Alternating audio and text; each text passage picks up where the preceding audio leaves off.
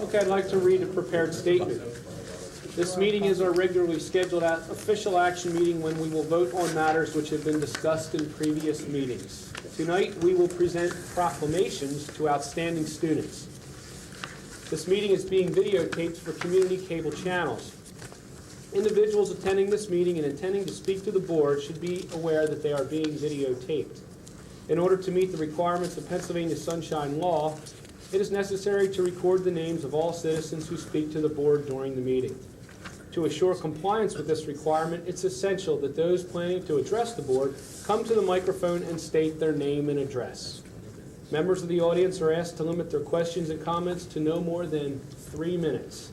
This limit will permit time for all those who wish to speak to the board. Whenever members of the audience exceed this time limit, the board president may ask the individual to yield the microphone to the next speaker. Thank you. Okay, we'll move on to item number 1. It's approval of minutes of the 707th meeting held on 11/16/1995 as circulated. Is there a motion? So moved. Moved by Ms. Mengel. Second. Second by Mr. Allen. I want to ask Mr. Weir one question before we go on. Okay. Okay. On the motion, Mrs. Mengel, would it be okay if we handled all three of the listed minutes of the 707th, the 30th, and the 709th? So amended.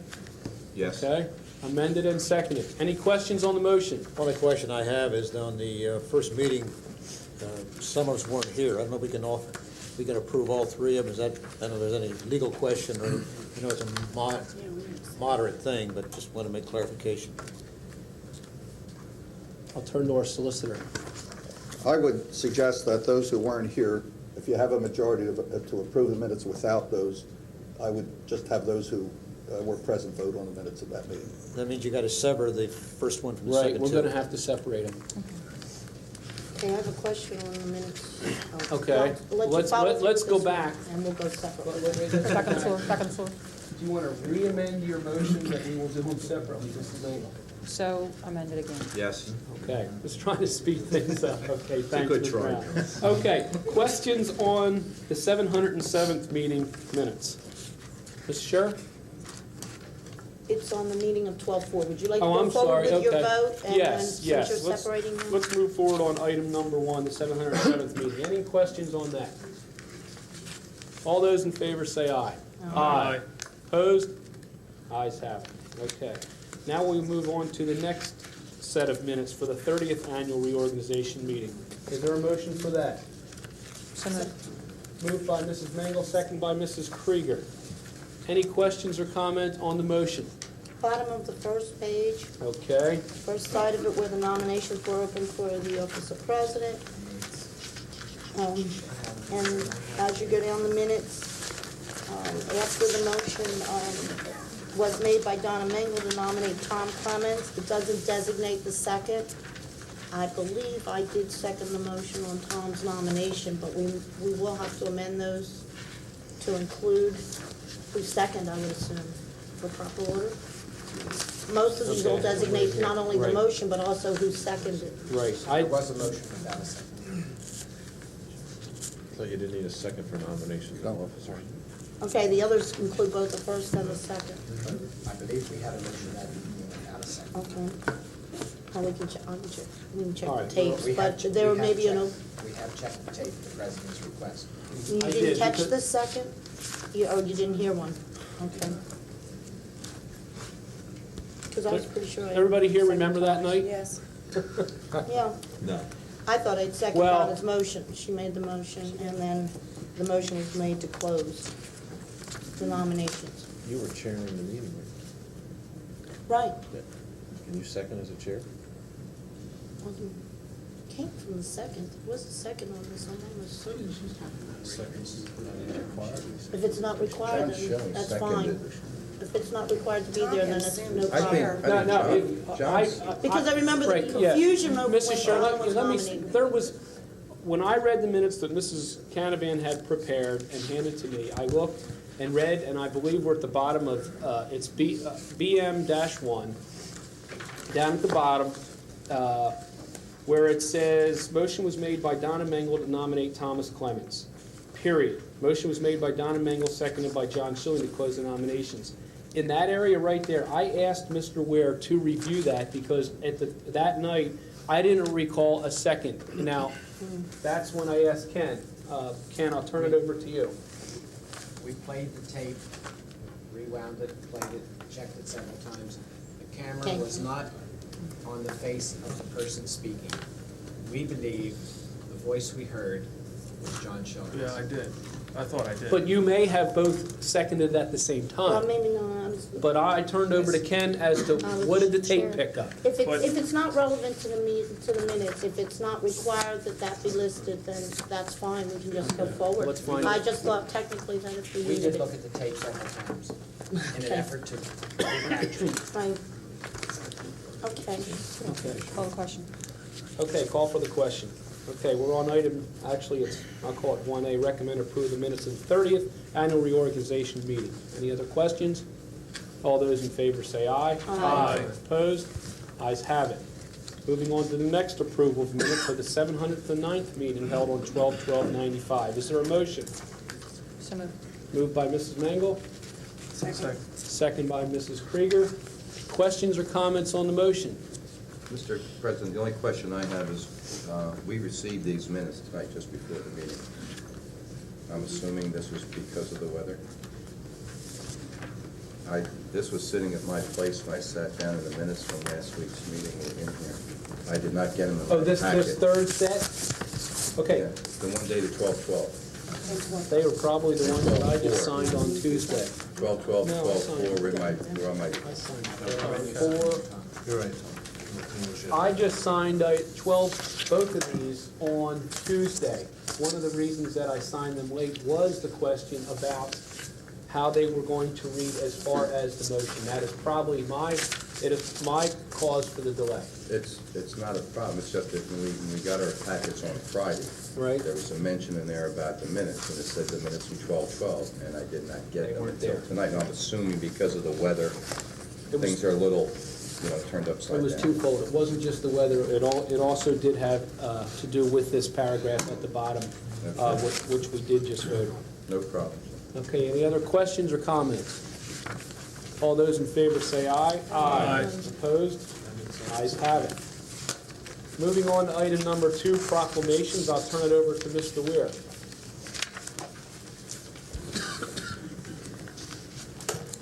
We've invited 2 students to attend the meeting tonight. The students invited are Katie Freidinger and Jesse Bernstein. Are they here? Jesse is here? Is Katie here? Jesse, why don't I invite you to come around and be behind the table, if you would, please. Stand in this area, the president.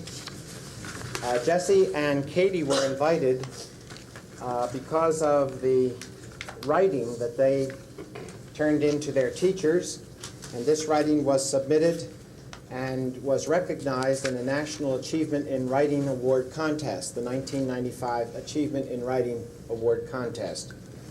Beth McPeak is the English teacher who has most recently been working with these students, and I would like to read the proclamation. Whereas many North Penn High School students individually and collectively perform distinguished service to their school in many activities, and whereas the reputation and image of the North Penn School District is built and enhanced by the performance of its faculty and students, and whereas the accomplishments of individual students in academic, artistic, athletic, leadership, literary, and musical endeavors bring positive community interest in school programs, and whereas the future of any community rests in the hands of its responsible youth. And since it's only Jesse tonight, whereas Jesse Bernstein has earned considerable recognition for his school and community by receiving a 1995 National Achievement in Writing Award from the National Council of Teachers of English. Now therefore be it resolved that the North Penn Board of School Directors go on record this 21st day of December 1995 honoring the spirit and accomplishment of this exemplary performance. Mr. Weir, may I add to that Jesse is also a playwright and has had at least 2 plays that he has written and performed. Is that accurate, Jess? Yeah, a Would you- reading and a performance. Would so far. share that with us if you would. Well, last year and this year, plays that I wrote were part of are being presented or were presented as part of the Philadelphia Young Playwrights Festival. Later this season at Temple University, a production of one of the plays that won is going to be done at the university by students in the undergraduate theater program as part of the festival. That's good.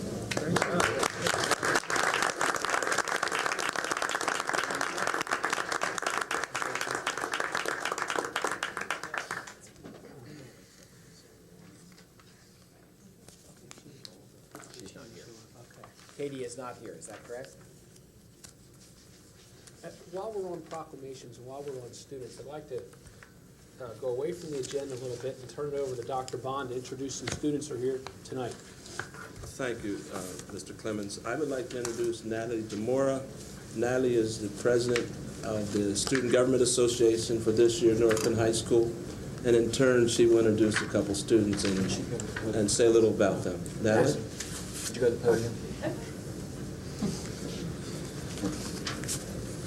Each year, the Student Government Association selects 2 students to act as the school board liaisons. We select the students based on an interview process that goes on in the spring. This year, senior Jen Davis and junior Adam Rosenthal will act as these liaisons. Their role will be to inform the students of what goes on at the board meetings, and then in turn, they will, I suppose, have a chance to speak at each board meeting at the beginning of committee, at the end of committee time, and at the beginning of the audience of citizens. And they will talk about what's going on in the student government, what's going on in the whole school, and also some ideas that they've brought in from their own concerns that they'll present to you as sort of proclamations from the students. So I'll turn it over to them. They're just going to say hello.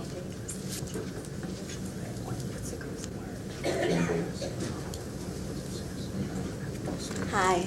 We just wanted to say that right now we are currently working on a couple of student-related issues, and we hope to be able to present these to you in the upcoming meetings. Yeah, and we just hope to be of any assistance to you in the future when you might need our help for any of your problems. I think we might do that, Adam.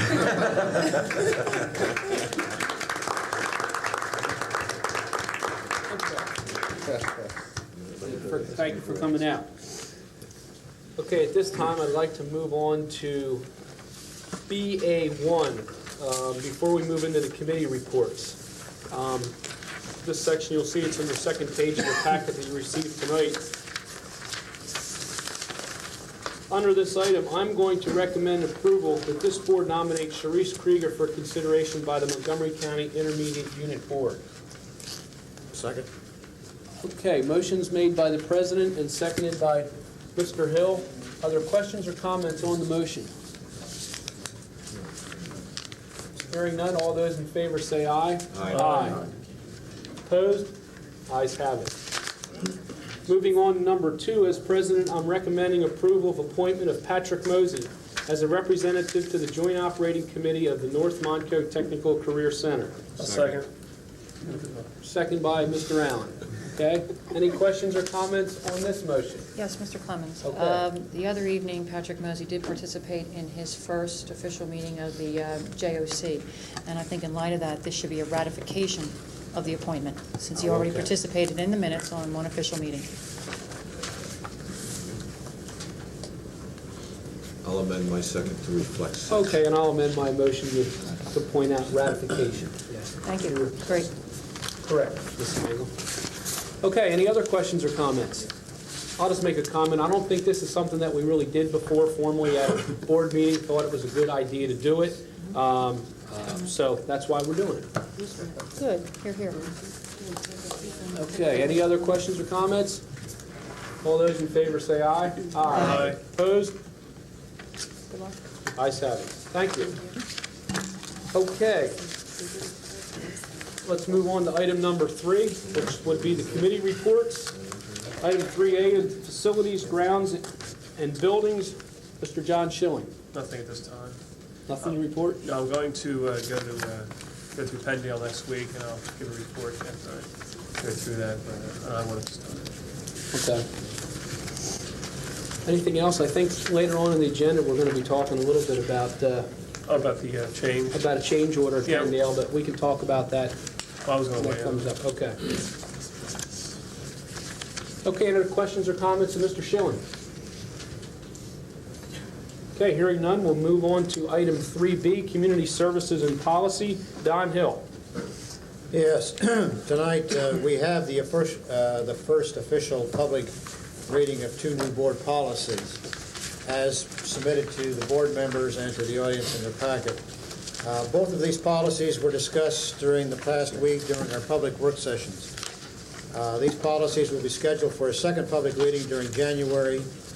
And for the benefit of the television audience, the first policy relates to students who bring weapons into school property, including school buses and during events on evenings, weekends, and holidays. Consequences for bringing these weapons on to the school grounds and for such actions are outlined in this policy. The second policy pertains to the reporting of incidents of child abuse. This policy requires a superintendent to formulate and distribute guidelines to all members of the school district staff. Both of these policies are included in the packets, as I indicated before, for the audience. I might also inject that the superintendent has proceeded with the guidelines to support both of these policies. That's the end of my report. Okay, any questions or comments for Mr. Hill? Yes, sir. I should have talked to you about this earlier, Don, since we are becoming alternate, but in the packet we got the other day, Insight Information, winter weather requires review of procedures, Administrative Regulation 1330. 1329 was the one that really deals with closing the schools for ice and so forth. Are we going to revise this policy, or just is this a recommendation you're making to the board in this Insight Information? Is the numbering correct? As you checked the I book, is the checked it. I thought it was numbering correct? 1329 in the administrative. I'll check on that. But It's what, are possible you that- asking for a change in that regulation, or are you just? That's a reminder. Okay, 'cause I'm pretty sure it was 1329. Maybe the index has been changed and that wasn't Okay. picked up. Because when I Thank you got for it and I that. read 1330, I thought Didn't pertain? it doesn't pertain, and I went back to 1329. 1329 pertains. We It's a thank you. mere technicality, but I think if you want someone to refer to it, we should make that It change. should be corrected. Thank you. Any other questions? It's just a comment that as the administrative regulations supporting the weapons policies develop, I'd like to be assured that there'll be some mechanism for notification of the board, since generally we're left out of the loop on this. It really is mandated by the state, and quite frankly, it's up to the superintendent to seek anything from the Department of Ed, any kind of a exception for the student, but at least we get notification if in fact this law and the policy's been enforced to where there's been an expulsion, an automatic expulsion, that we'll be aware of that occurrence. So it's just, as you develop it, please take that in mind. I can do that. Questions or comments? Just a comment. I had received 2 calls this week from parents in regard, I believe it was either high school or the junior high. Names weren't named, just that their children were both stopped for having chains on their wallets, those long chains that somehow are attached between their belt and their wallet, and also acts as a fob for watches or sometimes pocket watches that are attached to those. Anyway, two separate parents that did not know each other, because I asked, reported that those chains on those wallets were removed because they were considered a weapon by teachers in the hallway. The administrators at the middle school are concerned that chains are not allowed for the reasons that you mentioned. Okay. Students have been notified and have been asked not to bring those chains to school. And when they brought those chains to schools, they were removed and given to the youngsters at the end of the day. So they had fair warning and directive. It wasn't Absolutely. anything like a... Yes. Okay. Thank you. Anything else? Any other questions or comments? At this time, I'm going to ask Dr. Bose to comment also on where we are as a board with the hate speech policy or for new terms, the new school board code of ethics.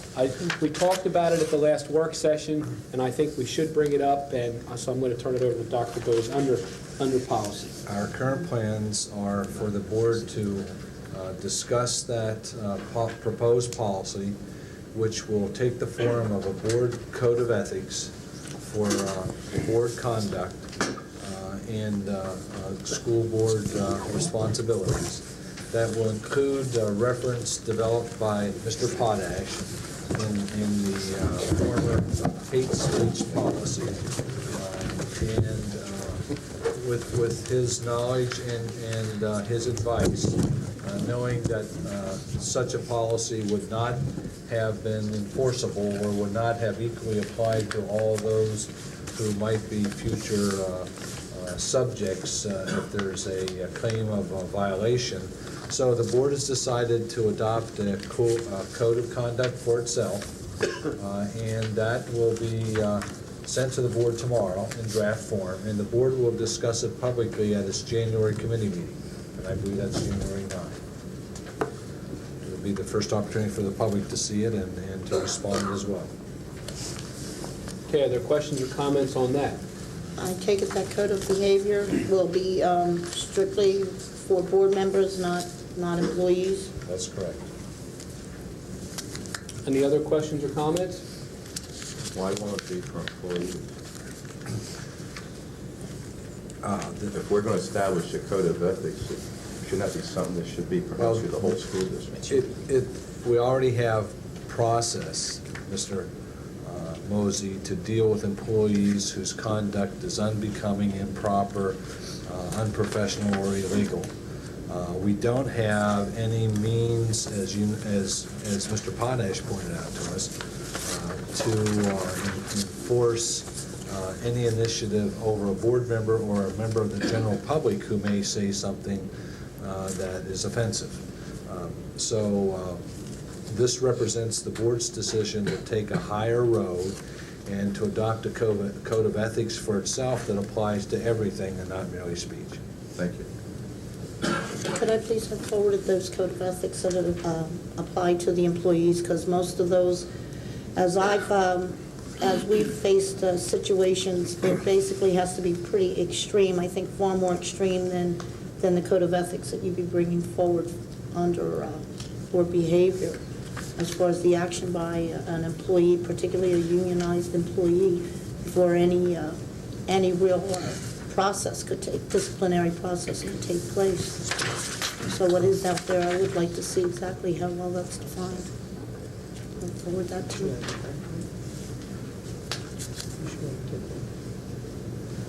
We can share with you the documents that we have that are related.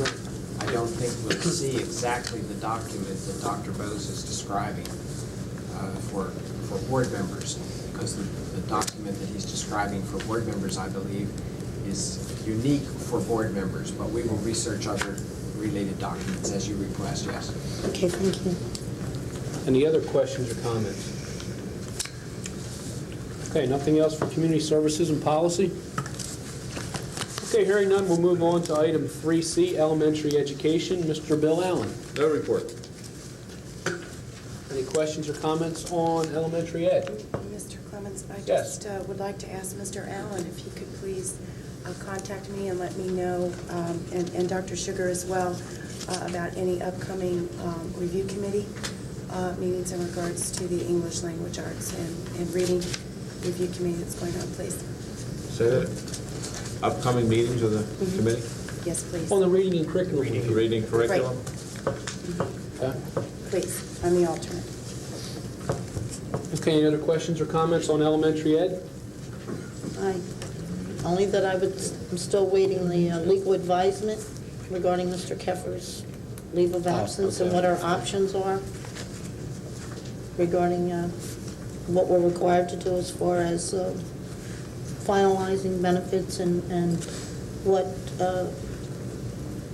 what rights we have as a board to get some final resolution one way or another. Okay.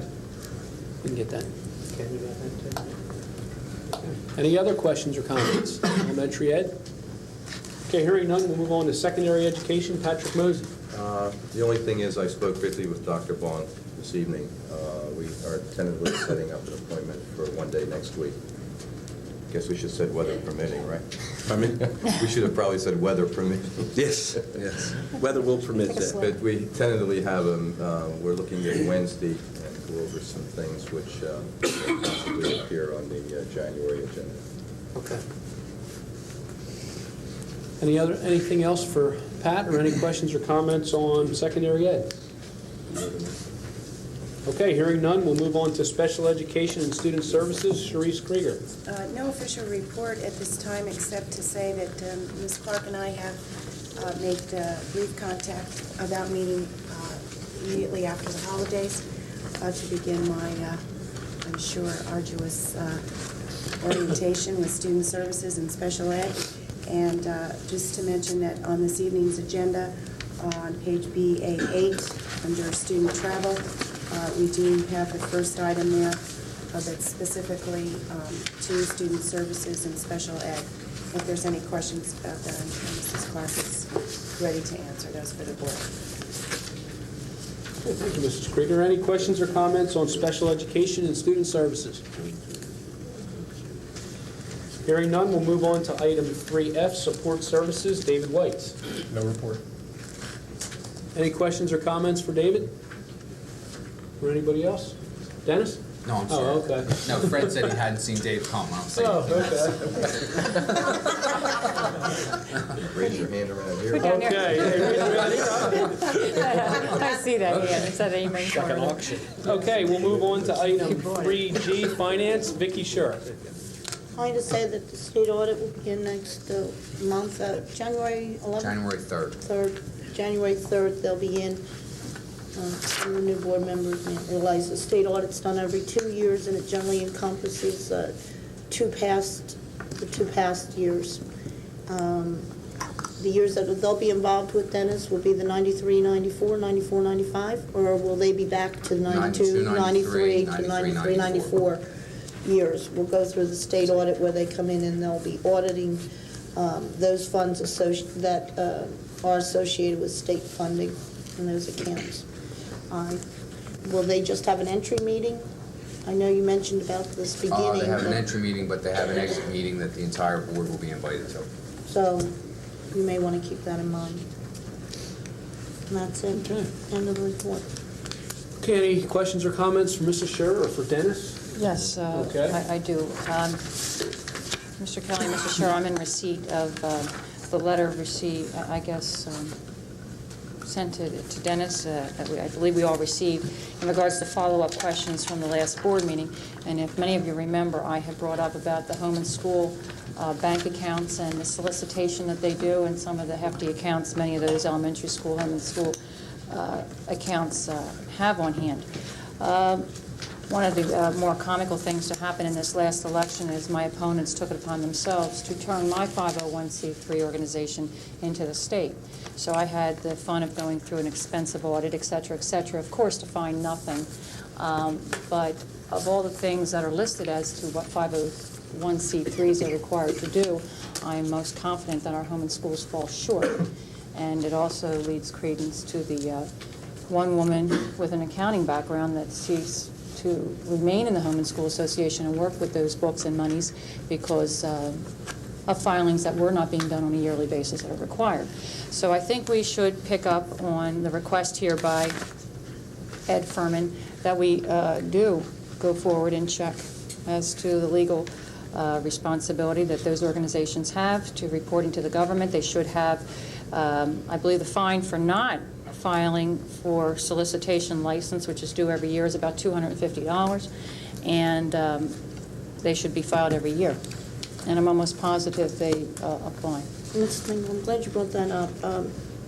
Would you just read so that everyone understands that one disqualifier? It was regarding their association. He said that this would be the one exception, and it would be if they were associated and fell under our, as a direct associate with the school district. I know we've had conversations in the past related to exactly the relationship, and the level of authority that the district has regarding activities, particularly political activities and et cetera. And in the past, I had always been told, quite to the contrary, that they were independent and that they had established their own bylaws, and therefore we really had a very low level of influence other than to monitoring directly related with the use of our buildings. So there's a conflict between the one exception, which you pointed out, and what we've been told in the past as far as being able to Well, if in fact there is have an autonomous, influence over the politicking and back to schooling. if there is autonomous as they purport to be, Absolutely. and claim that they're a 501c3, they still have requirements like anybody else. Then they would have to have their own 501c and could not be riding on the back of the districts. So it has to be one or the other, and that's what we need to establish. Exactly what is the direct what is the relationship? Over 20-something. You're going to get a hold of Ed and Yes, I'll get a hold of Ed and follow up on that. and follow up with it again. I mean, in the past, not only here, not only home and school associations, but many of the organizations are autonomous. They are not allowed to use the school district tax exempt number. They can, however, as Mrs. Mengel said, file and gain their own number. We are not aware in the administration of any of the home and schools that have done that. But as I said, they've kind of been out there on their own and are not part of our. There's absolutely solicitation for goods and services and that's monetary true, and donations. chance drives and There's things of that resale. nature. There's sales tax to be paid on some of this stuff. I don't know how they can get away. I do not know. I'm not sure that given the fact that many of them have money market accounts out there, can 501cs be investing solicited funds into... Some of their accounts are quite hefty. I just think we need to know. When you brought that up, so we're not liable. I have no idea whose social security number they're using. I'm sure the bank, any bank, would ask them to have some social security number so that interest would be reported to the Internal Revenue Service. But we can certainly investigate that for you. My only interest is that we're not liable. That we're not liable. And don't want to hear about it later. Okay. Well, if they're autonomous, then it's more their private concern than the district's. It's just a matter of establishing that. That's What my is only our question, level of Mr. President. responsibility? Okay. Well, Dennis is going to work with Ed on that. That's good. Okay. Any other questions or comments on finance? Hearing none, we'll move on to item 3H, personnel. Donna Mingle. Okay, thank you, Mr. President. This board is in receipt of letters from administrators Wood, Weir, Schmidt, and Kelly in that their contract, or the 3-year contract that was provided years past, is coming to a point where we have to allow these gentlemen to know what our intent with their employment is after June 30th, is it, Fred? Is it June 30th? I believe we have to let them know 150 days by the end of that contract. 150 days is February 1. So I'm mentioning that tonight, that it be placed on the work session or agenda for January. I also recommend that discussion take place, of course, in executive session because it's a matter of personnel, and it should be put on a tickler for January.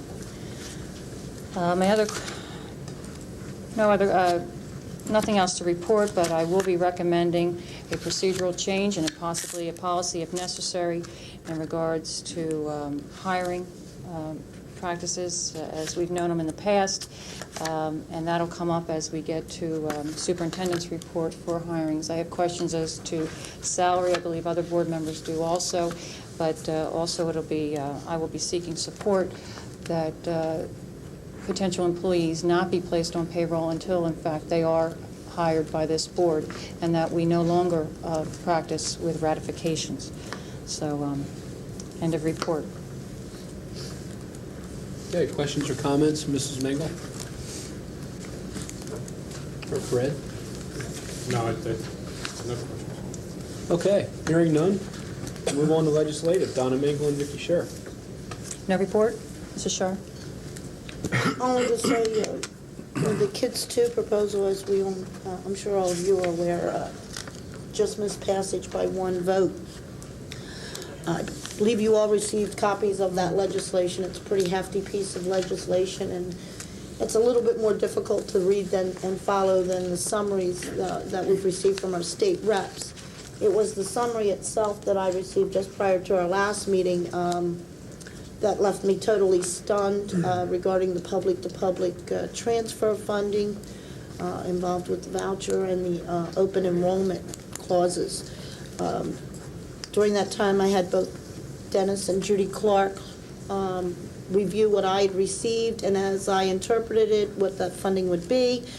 And they did find that, yes, in fact, my formula, the formula I used did follow exactly what it was saying, which would have been leaving us with close to 2/3 of our actual assigned tuition rate unaccounted for. So while the tuition rate for a high school student is right near $6,300, it allowed us to maintain a $514 BES, which you would deduct from that $6,200, and without any grants and just going public-to-public transfer, it only accounted for the parents to cover 1/3 of the difference. And then there was a period after that, and it said this would satisfy the district's funding, which left a big question mark. Well, where are we supposed to get the other 2/3 of our balance now? So what we'd be talking about was several thousands of dollars off of a tuition rate, which really has a gap between the actual cost of delivery of a program to begin with.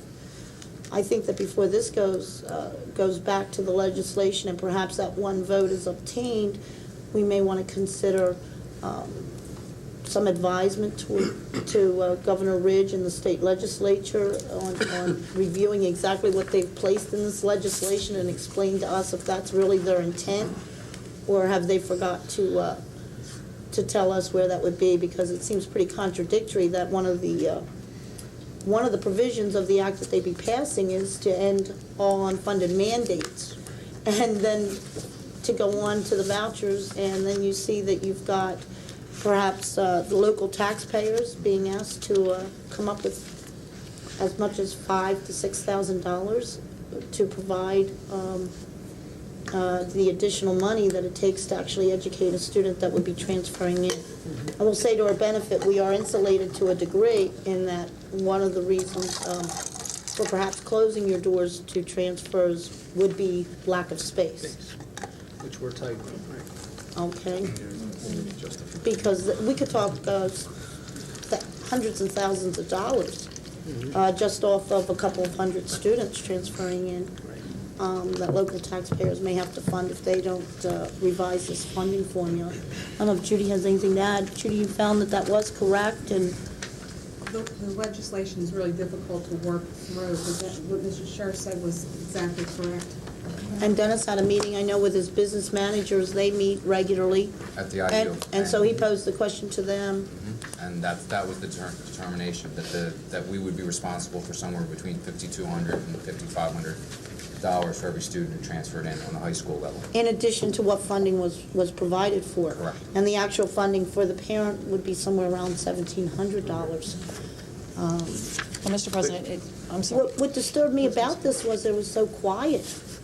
There were no red flags coming out of the IU. There really wasn't much attention being paid to this aspect of the legislation. We've heard a lot of debate over the vouchers for non-public school children, the $1,000. But we're talking 4 or 5 times that loss on the actual public-to-public transfers. And yet, there really hasn't been much public controversy surrounding Isn't that that. only if you become part of the program, though? Are they mandating the program, or don't you have an option as to whether you, in other words, if you decide to get into the program, then they're the guidelines you have to follow? Well, basically, it requires that you do notify the state of, and give them a listing of the spaces you intend to provide, grade by grade, school by school, I assume too, Judy, the location. That's what it said. You have to tell them how many spaces you have. But that's if you become part of the program.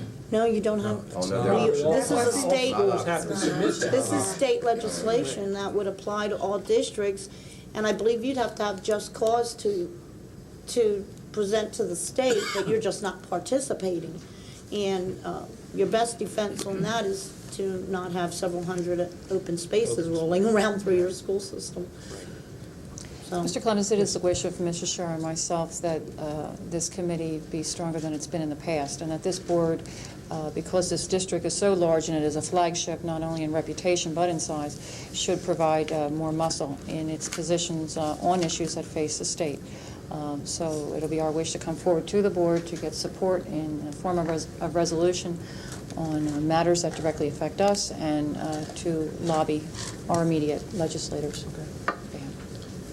I support that, if I hear you correct, Donna, is that we're asking to send some information to our representatives and our senators in the state regarding our position on this legislation? Not only this one, but all legislation that will affect this district adversely or otherwise. I think it's very important we do that. Whether we support or whether we don't. That this district is too large to go unheard. So that'll be our effort, and she and I will do it together. believe me, when I first read this, made my call to John Victor, I left the concerns I had with this legislative aid, but it was stunning to me. And as a matter of fact, that's why I had to bring it in, and I sent it in to Dennis turned it around within a day and said, tell me what's missing here, because it just seems so outrageous that I thought there must be something wrong with the summary. Perhaps they made a mistake, and as everyone went through, it was in fact that extreme. Okay, so you feel that between the two of you, working with Ken, you'll work on a proclamation that you may have ready for next meeting, or? Certainly, communication. A position paper would be, right, Okay. right. And I think, collaborating that with Judy and Dennis because of the positions they have with the special ed and the finances is necessary. Taking the different aspects, different concerns of cabinet and how they fit with our concerns as representatives of the community. Okay. But right now, you're going to key in on the Kids 2, That's correct. what was the Kids 2 proposal?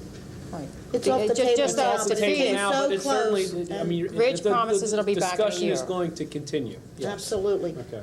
Vicki, there were some things in that program, if I understand correctly, though, that would be a benefit. Absolutely, there's Sure. some very Sorry. positive things. But unfortunately, they'd be voting on this as a total package, so those aspects which would be troubling and burdensome to us as a district and our taxpayers, we can certainly state those and hope that they'll have some modifications on those particular areas. But you might want to support some of the things that we favor as well. Certainly. Correct.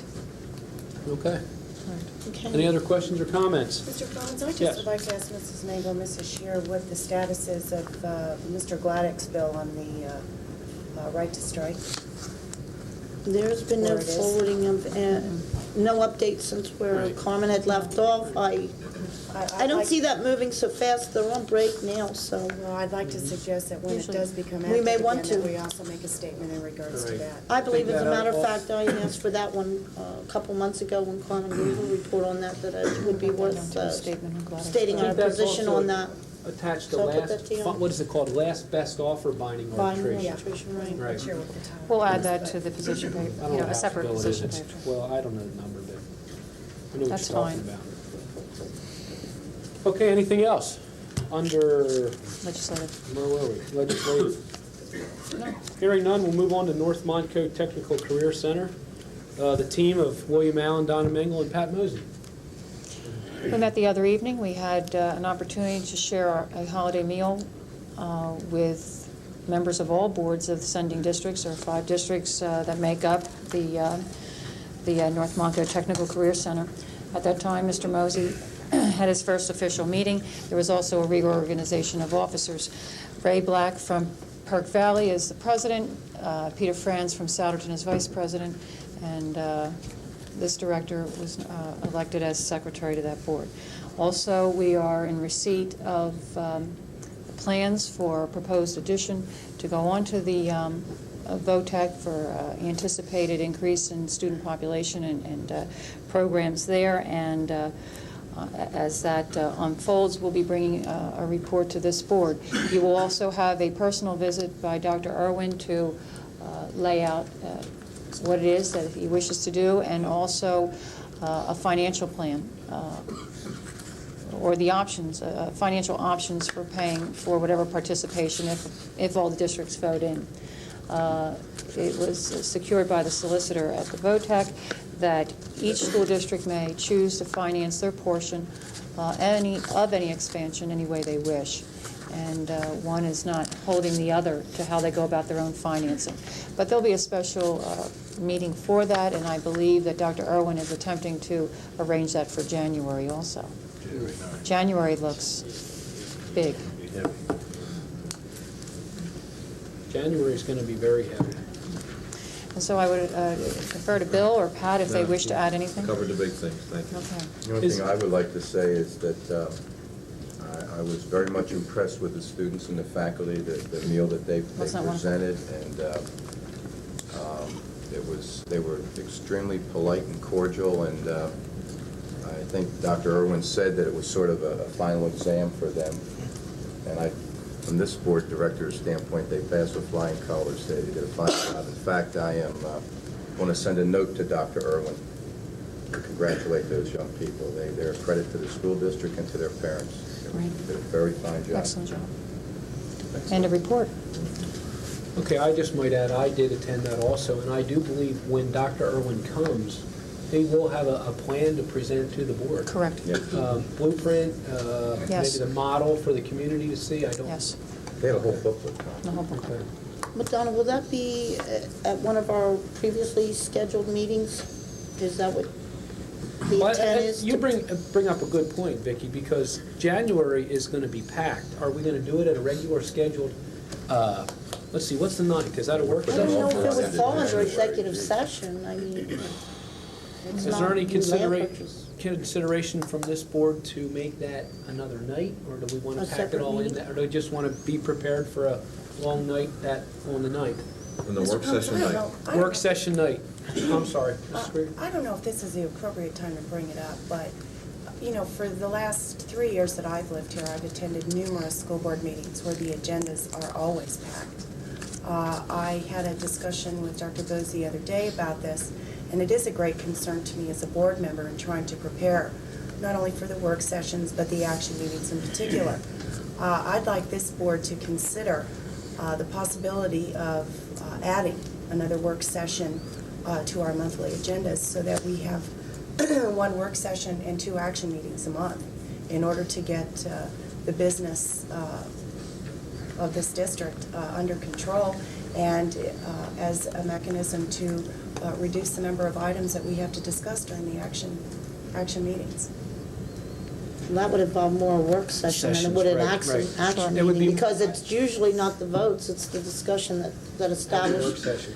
What I'll do, Mrs. Krieger, I'll call the board members and get their thoughts, each individual, privately, and we'll go from there. I'd also like to see an arrangement between Dr. Bose and Dr. Irwin that the two of them agree on what would be in the best interest of Right. everybody. Are we sure the 9th is the best night?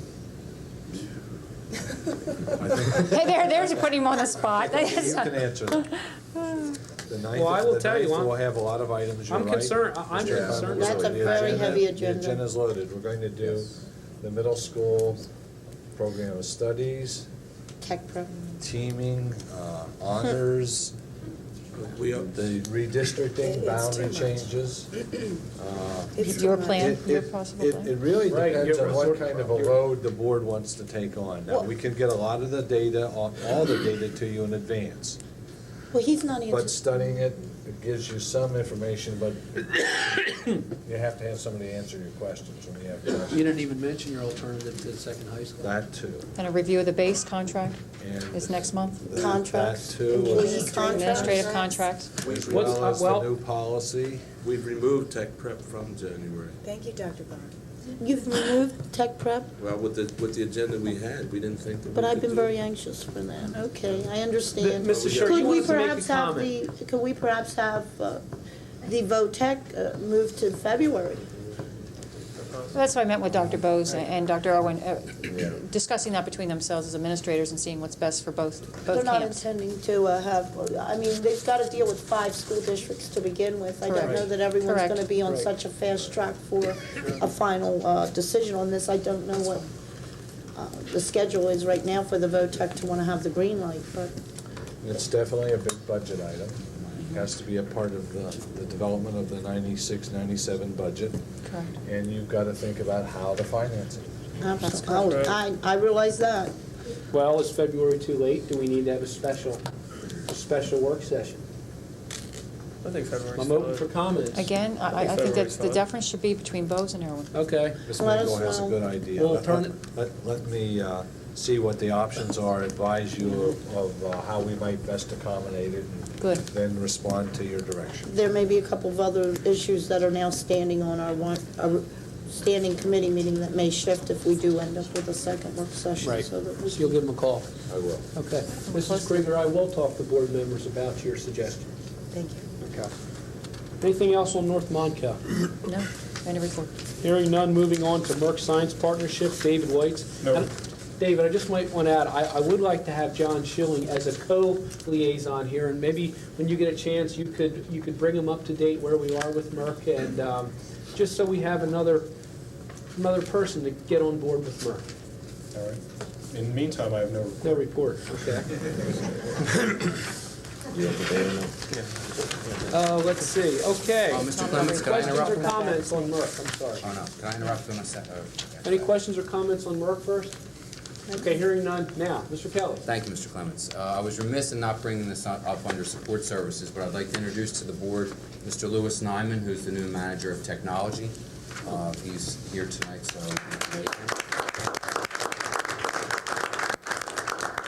And Louis has done a fabulous job so far. He has gotten right in there, and he's shaking things up as we speak. He's from Clinton County. Thank you, Mr. Clinton Clements. County, huh? He's from Clinton County. He's a good guy. He's a good guy. Okay, item 3M, other assignments. Any other reports or any other assignments? The only thing I might add under other assignments is under long-range planning. That will come up later on this evening under the superintendent's report. Okay, hearing no questions or comments from the board, we'll turn it over to item number 4, the audience of citizens. I just would remind the audience, I'd ask you to limit your comments to 3 minutes or less. And tonight is an action meeting, so therefore you can speak on any topic, and I open it up to the audience. Oh, I'm sorry. Okay. I have a note from Ken Weir that some people have called in, and I'll ask Rock Shore to come forward first. There are 3. Rock Shore, Marla Darcy. Is Marla here? Okay, Marla Darcy, and then David Ackerman.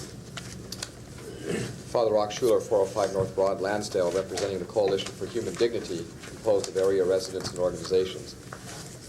And we are concerned about actions taken and comments made during your last meeting.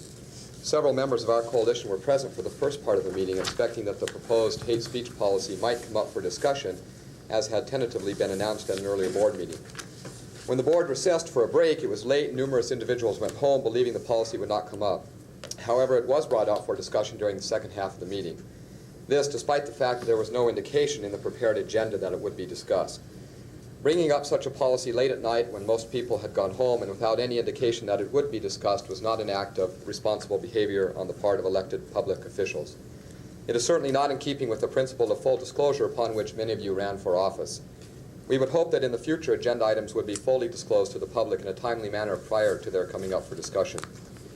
We understand that the hate speech policy was tabled so that its provisions might instead be incorporated into the Code of Ethics.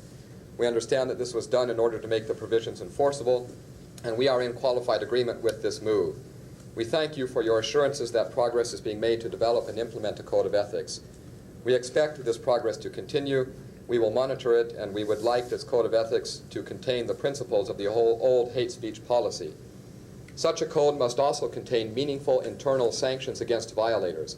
Accountability must be an integral part of any effort to preserve the children of our district from hate and prejudice. If the board is serious about and intends to abide by the ethical code, sanctions will be seen as a guarantee that the district's values will be real and lasting. We are also disturbed by remarks made during the discussion about the hate speech policy that have been attributed to Vicki Shear. According to our information, Mrs. Shear said in effect, "Let us remember here that hate speech is not hate crime." Such a remark is not necessarily true. Hate speech, when it is threatening, intimidating, or harassing, can be a crime. Even now in the Boyertown area, legal action is being taken against the perpetrators of hate speech. Any remark by a board member that fails to take the real impact of hate speech seriously is irresponsible and jeopardizes the position of the district. In addition, such a remark seems to imply that so long as one does not destroy another's property or harm another's person, it is permissible to act hatefully towards them. And this permissive attitude leads to intolerance and bigoted prejudice and flies in the face of all that the Code of Ethics would purport to uphold. This evening, I've been extremely distressed by the remarks made about the home and school associations, which seem to indicate an attack is being launched against them to satisfy the political vengeance and retribution of one person's grudge in the political campaigns. This is deplorable and will undercut the work of the volunteers who have helped make this district such an excellent district. We urge you as a board to take concrete action that will help bring a lasting sense of healing to our community. We urge you to adopt as soon as possible a strict code of ethics and to abandon any acts of political retribution. Thank you. Thank you. Mr. Clemens? Yes. Clarification there. My comment was not exactly as quoted, but I would like to say that Dr. Bose was reading from a statement which indicated Pennsylvania's hate crime legislation, which was being paralleled to hate speech legislation. And as you may recall, my question was that you cannot really draw an absolute synonym. There isn't the same meaning recognized in the state of Pennsylvania. It's certainly not to trivialize or give any sponsorship whatsoever to hate speech. It's a matter of what is the legal standing, and the fact of the matter is that the conflicts between free speech rights and constitutional and civil rights is posing many dilemmas within our courts, and the difference between speech and an actual action of hate is drawn very differently. And I guess while we're on this, Mr. Potash, the hate speech legislation that was proposed a year and a half ago, I believe, failed. Is there actual hate speech legislation in effect in the state of Pennsylvania? I'd have to review all the statutes on that. I believe there is some. If there is, would you please bring that forward for us, because that, in fact, is certainly able to be implemented in policy, but we've been dealing with a hate speech policy for quite a few months here, and I've never yet seen any hate speech legislation in the state of Pennsylvania. And I'm very sorry if I've offended anyone. I imagine I have to be very cautious since we are now on a new election rotation. Yeah, it's your turn. Okay. Marla Darcy? Oh, I'm sorry. Here I am. Hi, I'm Marla Darcy, 687 Eagle Lane, Upper Gwynedd. And just before I begin speaking, I wanted to commend that young man, Jesse, who received that award. And I was wondering, as just a parent not having a high school student, if his story or whatever it was could be circulated somehow in the district, because I personally would like to see what it was that received that award. That's the first thing. Okay, anyway, I'm here tonight, I'm saying something that probably we all know already, but that education is not merely a process of reading, writing, and arithmetic, and that the questions of what is right and what is wrong, and what we can achieve as human beings inhabiting the same community and the same planet, and of what the higher ideals and ideas that we can strive for may be, those are of the utmost importance, perhaps even more so than the academic lessons going on in the classrooms. Because, as history has shown, knowledge and power without heart and ideals result in corruption and destruction. And therefore, I personally, and I know many of the people I've spoken with, would like to commend Dr. Bose for going ahead with a code of ethics, to urge you to do it expediently, and to ask if a copy of that code could be available to citizens just shortly before the meeting on the 9th, so that we can read it and look it over and put any input that we may feel be important, or something that may have been missed, or points that we would want to commend. Also,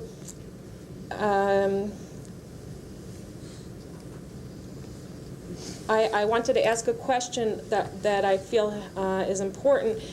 In the previous districts you have talked about that had codes of ethics, I'm just curious about how in what ways were the code of ethics enforced? And what gets put in place to assure that? And is it done by the board itself, policing itself? I'm just curious about how that's done. The board policed itself. It adopted the code of ethics, as I recall, in the mid-'80s. The incident that propelled that board, which I served for 17 years, to adopt the code of ethics was nepotism. The board was very concerned that one of its members, whose wife, 2 daughters, worked for the school system, and whose son was soon to be completing his military service, expected to get a job in the school district because his father was on the school board. The other board members did not like the message that was sending to everybody else, and that led to the code of ethics. Now, the code of ethics covers, when you see the draft, all kinds of board conduct. But that board adopted a code of ethics for itself because of a reaction to a nepotism problem that the school district obviously had. And the other board members wanted to make sure that such an expectation was not an automatic reality. So in that case, then, how did they enforce it? Well, the administrative staff, knowing that the board's code of ethics held a higher standard for employing relatives of board members, did not even consider the young man for employment. Now, the code of ethics contained no, what I suppose one would call enforcement clause.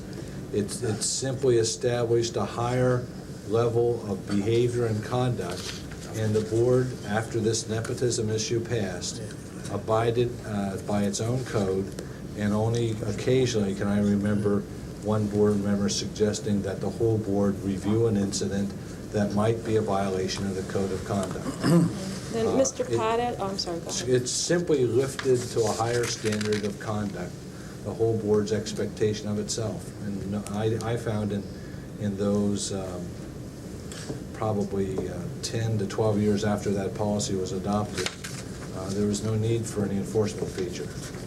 Okay, Mr. Pottash, then my question to you. Let me interject, Mr. President. This is supposed to be an Audit of Citizens, 3 minutes. We're getting into a debate about a policy that we haven't even written and haven't even debated in session yet. I don't think we want to get into the legalistics or the details of it until we get to a point where we know when the board sees the code of ethics and we see what we're going to do and see how we're going to move forward. We're talking about supposition here, and I think we're wasting a lot of time in this area. May I ask Mr. Pottash one question, and then I'll sit down? Is that Mr. Clemens? Sure, you may, because there was some time in response to your question, but I would ask that you would Okay, this is just the last question. Mr. Pottash, are there code of ethics for boards of education that do have some type of official enforcement policy?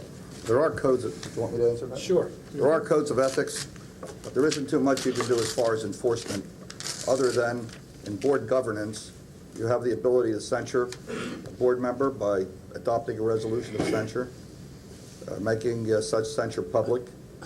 But you can't think in terms of disciplining a member of the board who's an elected public official in the same way that you would discipline a student, or in the same way that you would address some activity of an improper nature dealing with an employee. You've got to understand there's those differences. So you can't confuse and put them all into one bowl.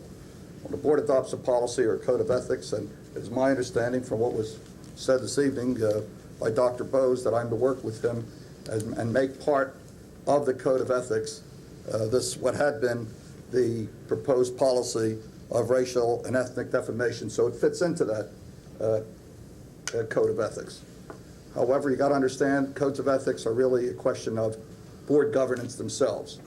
And more than a censorship or public adoption of a resolution proclaiming that the activity of a particular individual is out of line, is about all you can do. Okay, thank you. Okay, David Ackerman. Rabbi Ackerman.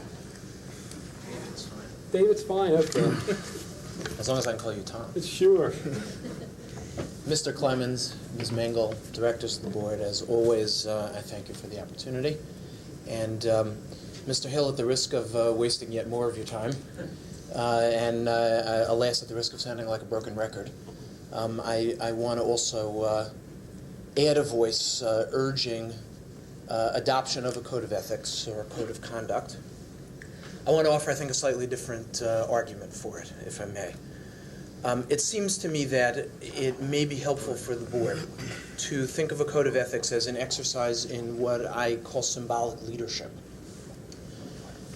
When thought of that way, enforceability is not the key issue, but symbolism is. And I would argue this way, that you as a group function as this community's sole unified leadership body. In that context, I think it not unreasonable to expect this board to set an example, not only for staff and teachers and others within the school district, but in fact for the entire community. In that context, I think it not unreasonable to hope that the board can participate in leading this community toward a new and improved way of talking to one another. And so it's really in that light and in that context entirely that I want to urge you to enact the proposed code, whatever its specific wording will be, quickly and fully. I think there's a great deal at stake in terms of the symbolic leadership of our community. And I very much hope that you will rise to that occasion and really take the step toward leading that I think our community sorely needs. In the same context, I want to offer an invitation. And I want to be very careful about where this invitation emerges from. As one of the hosts of an upcoming program, I wish to invite each of you as leaders within this community to join in a program that is to be called the North Penn Interfaith Forum. It is being sponsored by the North Penn Ministerium. It represents a series of evenings, Tuesday evenings in January, two of which will be hosted at my synagogue, one at St. Stan's and a fourth at Trinity Lutheran, and represents an effort for neighbors within our community of different faith traditions to join together, to learn more about one another, and to have an opportunity in the same vein to learn how to talk to one another and with one another about issues of substance. Mr. Clemens, if I may, I can leave flyers with Ken for distribution. And finally, since we lit 5 candles on my family's menorah this evening, I want to express holiday greetings to all. Happy Hanukkah to those for whom it applies. Merry Christmas for those to whom it applies. And I thank you again. Thank you. Thank you.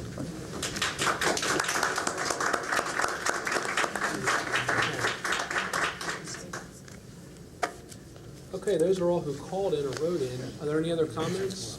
Yes, Mrs. Allen.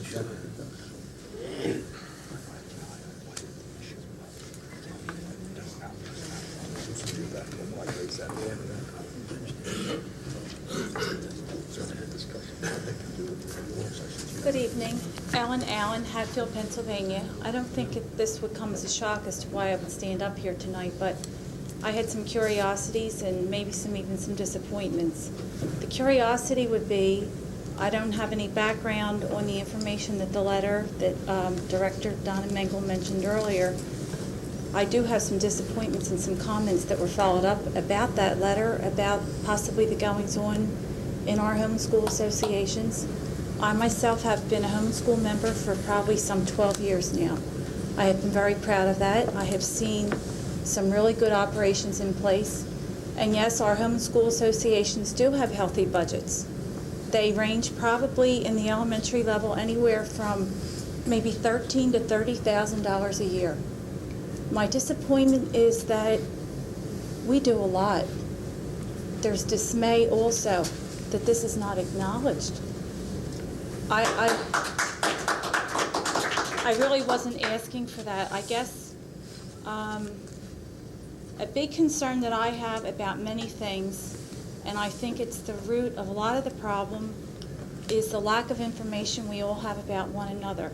I come because I learn what's going on at the other levels. I know what's going on at the parent level.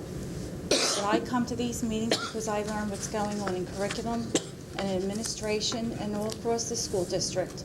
I have invited and will continue to invite anyone here to attend a homeschool meeting, in particular coordinating council, which is a central base for all of the homeschool associations. The information is there. I don't propose to stand here and answer all of the questions. I could answer many that were posed tonight.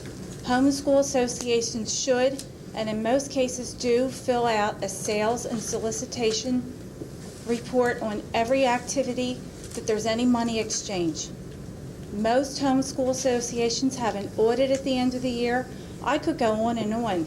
These things are occurring.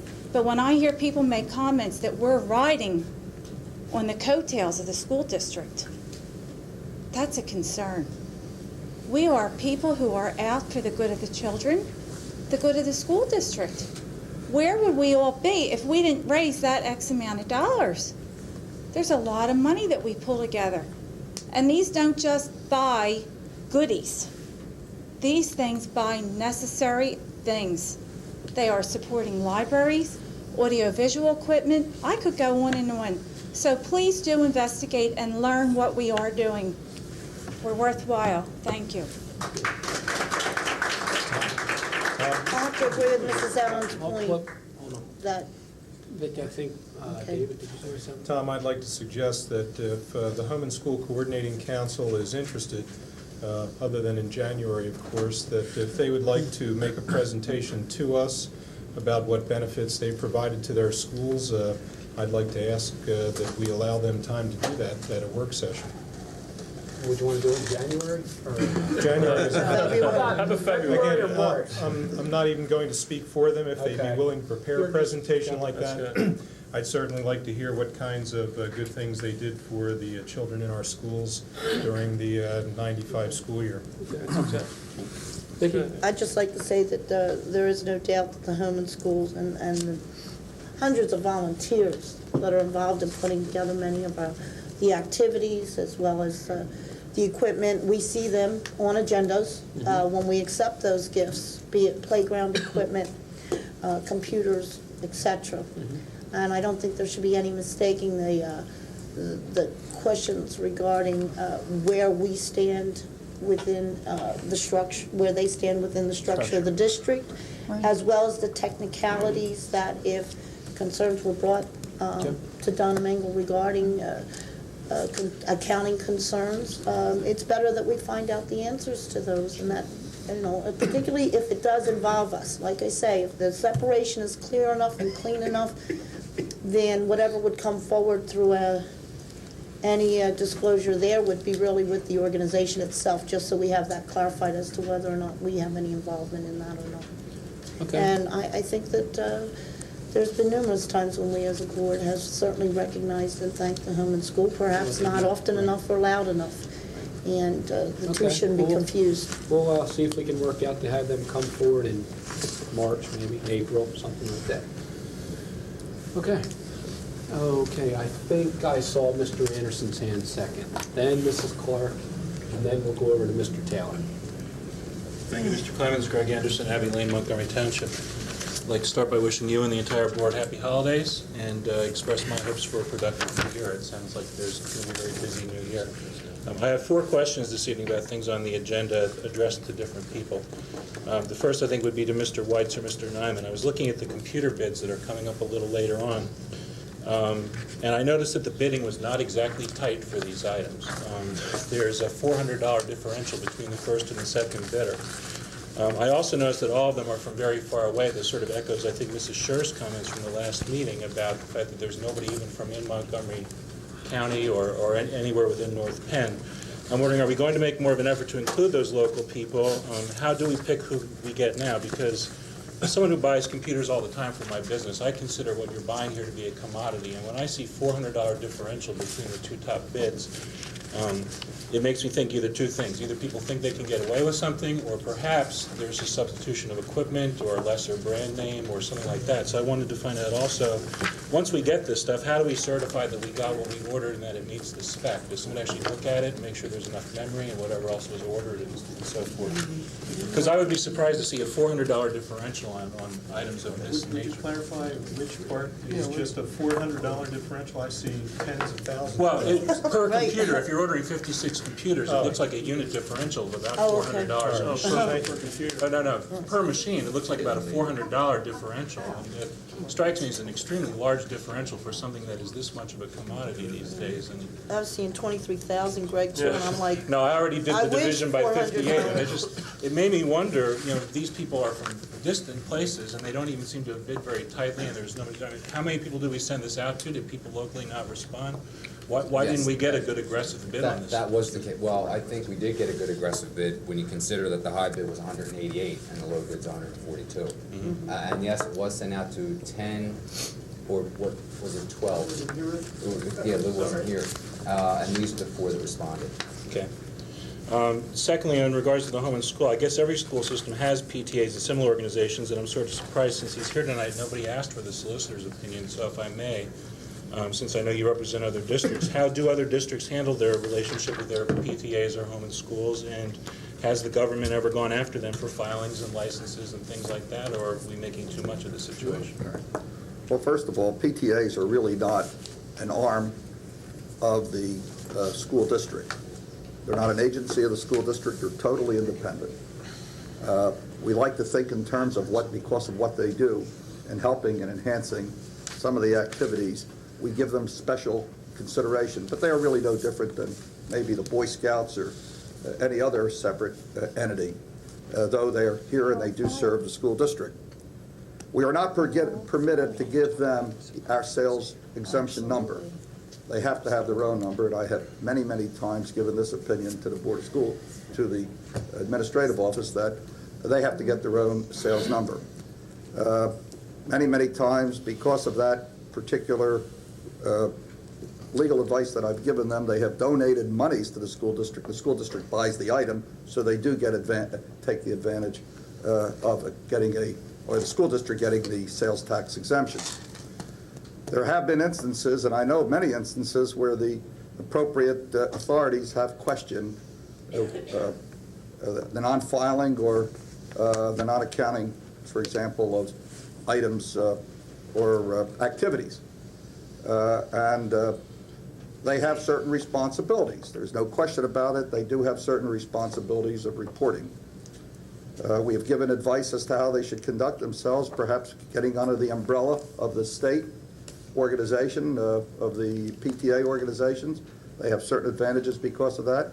Many of them have sought to stay independent, but when they stay independent, they have certain responsibilities of reporting activities. I don't give, unless the school district asks me to help in somehow or some way advise them, and that normally comes about when they change officers. For some reason, when they change their administrative officers, the issue of filing comes up. And many times we tell them what they have to do. Whether they choose to follow that advice or not, we don't follow up because we have no responsibility to them. But they do have responsibilities. And so they should be aware of that. They should be aware of them, absolutely. Third quick question on the long-range planning committee you're going to address tonight. Are you still expecting to adopt a formal application process, or will all interested parties be invited to participate from the community, and who will approve those, the board or the administration? Everyone will be invited to volunteer. There will be a planning team of 36 individuals, a combination of staff, board members, and community and parent groups. Individuals, I should say. There will be a series of action teams which will increase the number of participants to somewhere around 200 or more. Those groups will focus on specific things like standards, evaluation, and so forth. There will be a general announcement go out as soon as this plan is approved, inviting the public to volunteer. The board will review the composition of the steering committee. I don't know whether the board wants to be involved with the action teams because of the number and variation, but certainly the board will review the composition of the steering committee and will have an opportunity, if it wishes, to make any amendments. Okay, thank you. And finally, this would be, I guess, would be addressed to Dr. Sugar. On Saturday, I was quite stunned at the results of the PAASA test. I'm surprised nobody has brought that up yet, primarily due to the wide variation in the fifth grade scores across the district. The performance looks as if those children attend different school districts with curriculum which vary, as if they went to different places. And I wondered how we can account for that and what we can look to address that, because it looked as if our children at our 13 elementaries are getting a drastically different education from place to place. Well, I think the one thing you have to take into consideration is that we do have quite a variety of students in different, in all the different buildings, and 1 year score does not really build any kind of track record. Okay, but what we will need to do definitely is take a look at it, and I have already scheduled it for a meeting that we are going to be discussing those test results in January with all of the elementary principals and see where we go from there. Okay, thank you.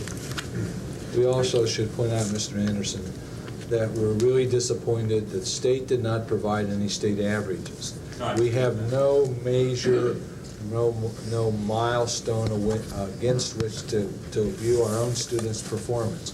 Also, the state allows families and to opt out of including their children.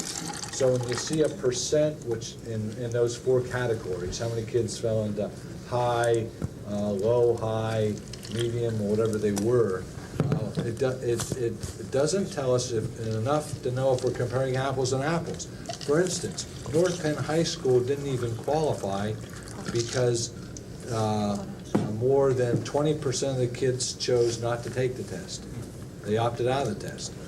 And many didn't treat it as a serious matter because they knew that if you can opt out of it, it must not be an important test. So we're very disappointed that the state's testing program did not provide the kind of data that would be necessary for planning improvements or even measuring the consequences to know if the results should cause changes. And there's no ability to compare. There's no ability. If we knew the state average, for instance, we could learn a lot about our own kids' performance level. But there is no state average. I think before we go on to Mrs. Clark, Mrs. Mangle had a question for solicitor. Yes, solicitor, 2 questions and a request, a possible request. First, are you aware of any of our officers or any of our money handlers in the home and school, be they bookkeepers or treasurers, are any of them bonded by chance? I would know that. That's a matter of internal matters of their own. Okay, thank you. Also, you mentioned that there are certain requirements, quote, certain requirements, and you further mentioned that there had been some advice given at some point in time in regards to those, quote, certain requirements. Do you have a file on those matters or any advice that you may have given?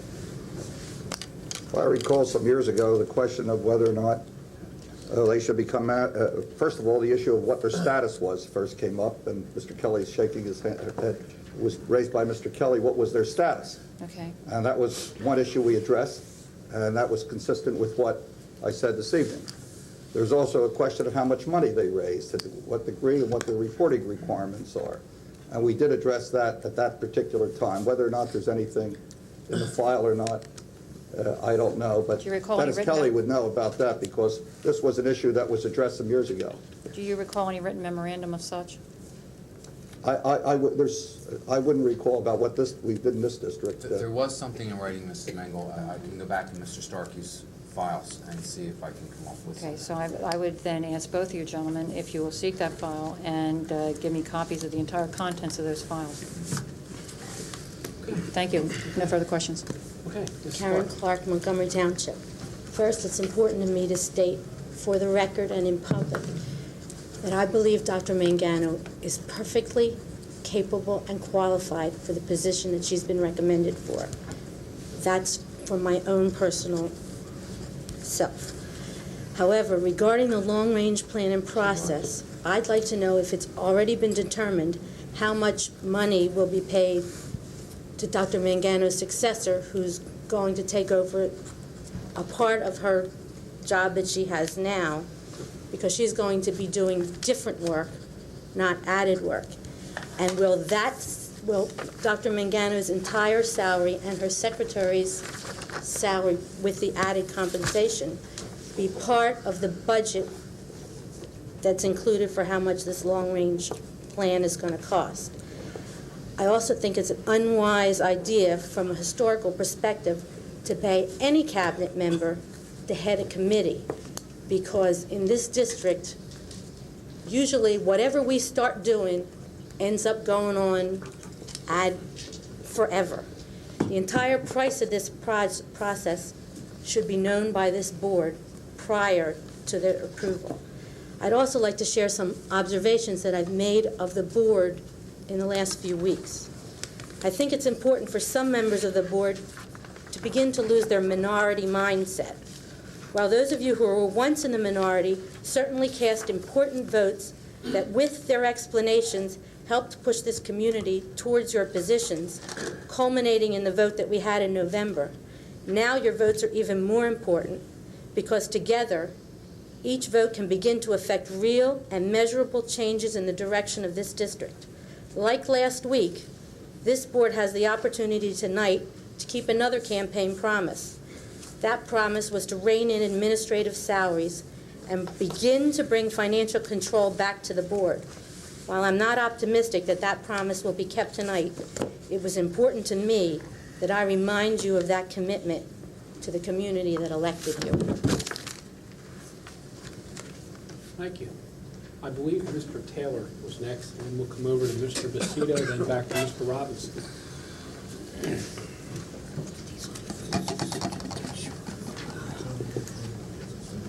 Three or four requests I don't think will cost a cent.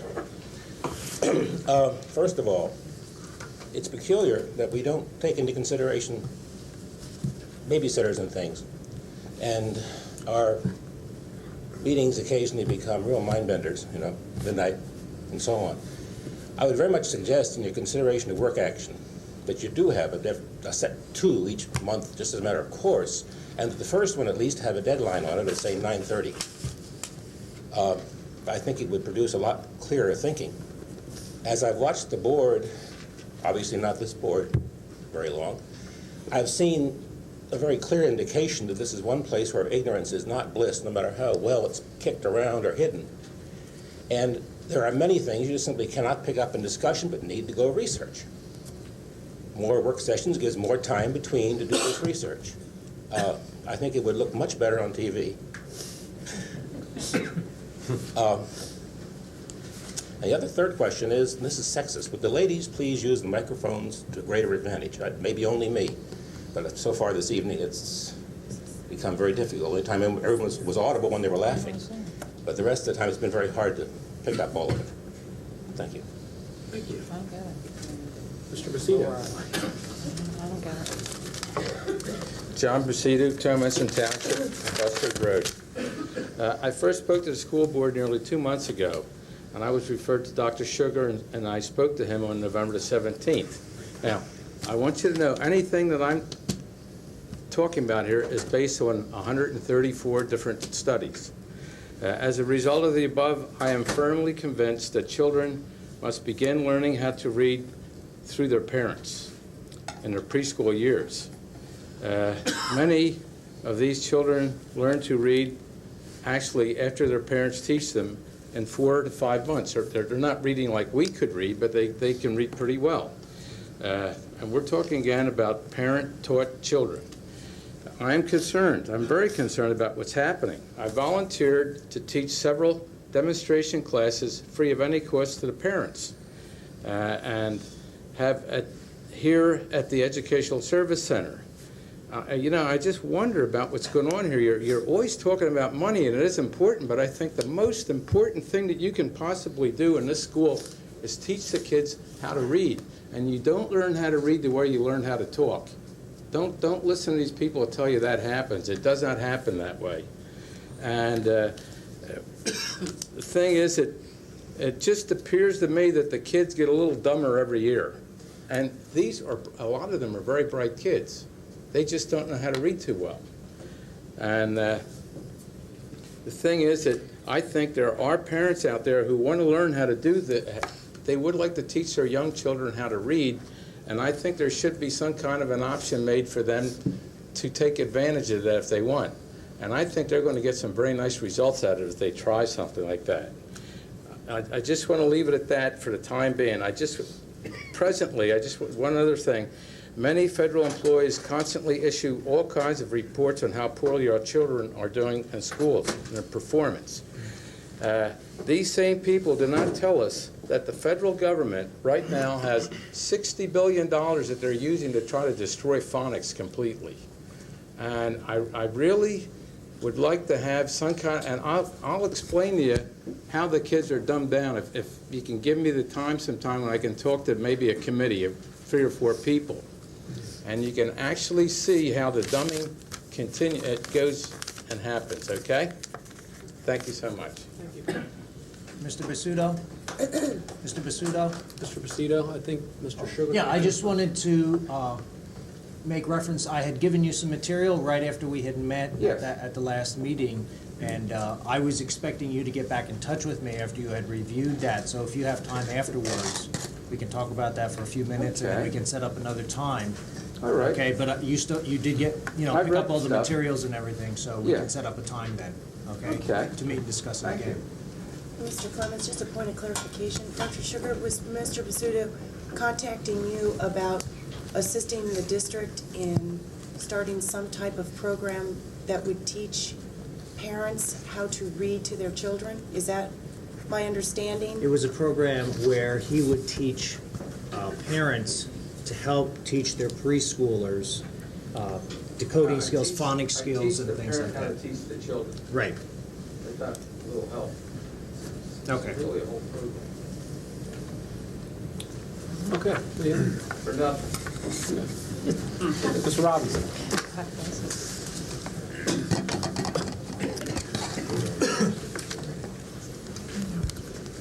Gary Robinson, Hatfield Township.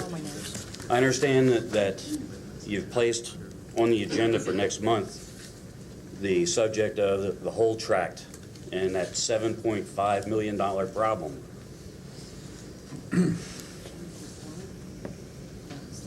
In '93, the school district filed a realty transfer tax statement, valuation data section D, in which the assessed value was blank, but the fair market value was listed as $818,958, just under $819,000. Yet the school district spent $6 million to buy a $1 million fair market property. According to the agreement of sale that the school district officials signed on the 23rd of August, page 10, section, paragraph 15 reads, recording. This agreement shall not be recorded in the office for the recording of deeds or in any other office or place of public record. And if buyer causes or permits this agreement to be recorded, seller may elect to treat such act as a breach of this agreement.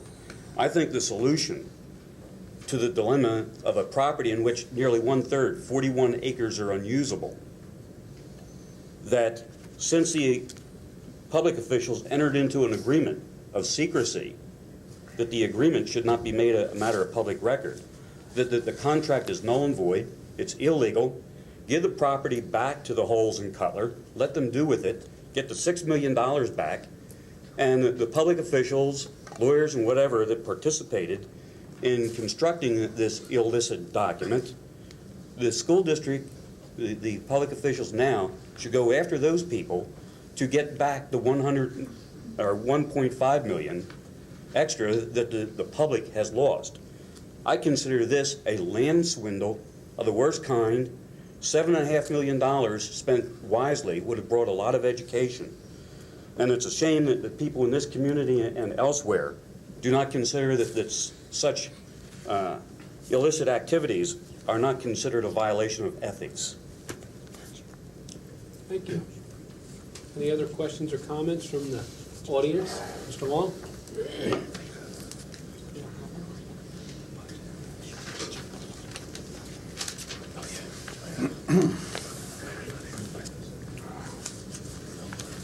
My name is Steve Long from Montgomery Township. I have 2 quick items. First thing, I'm asking someone to pass around a small piece of paper.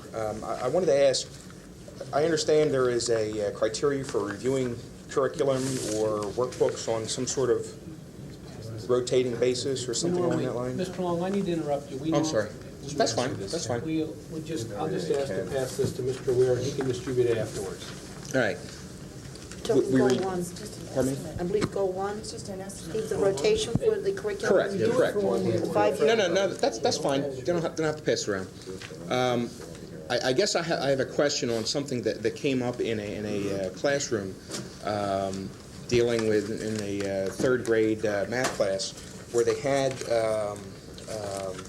what was called estimate by rounding, and one of the problems was to round the addition of 1,543 plus 628. And I asked many of my neighbors and many of my coworkers, and most of the answers came up somewhere between 21 and 2,200. That is basically the answer that my son had reported on his document, and we were a little shocked, I guess, when we got it back and it was marked incorrect. We found out that the true answer was 3,000. Being in third grade, I guess I was a little concerned about the method of teaching, whereby they are coming up with a formula or the method, I guess, that they were using. And I have spoken with the principal, who is actually going to look in to the, I guess, to the method of how they're teaching that. But I wasn't sure if there was a certain time frame where somebody actually reviews something like that or can look into something specifically. The reason for that is because now when we go over math, we ask our son, what is the answer? How do you normally round something? He gives us an answer.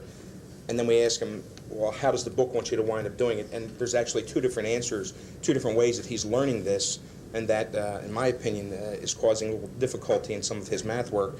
And I understand that that's apparently not the only person that's doing that.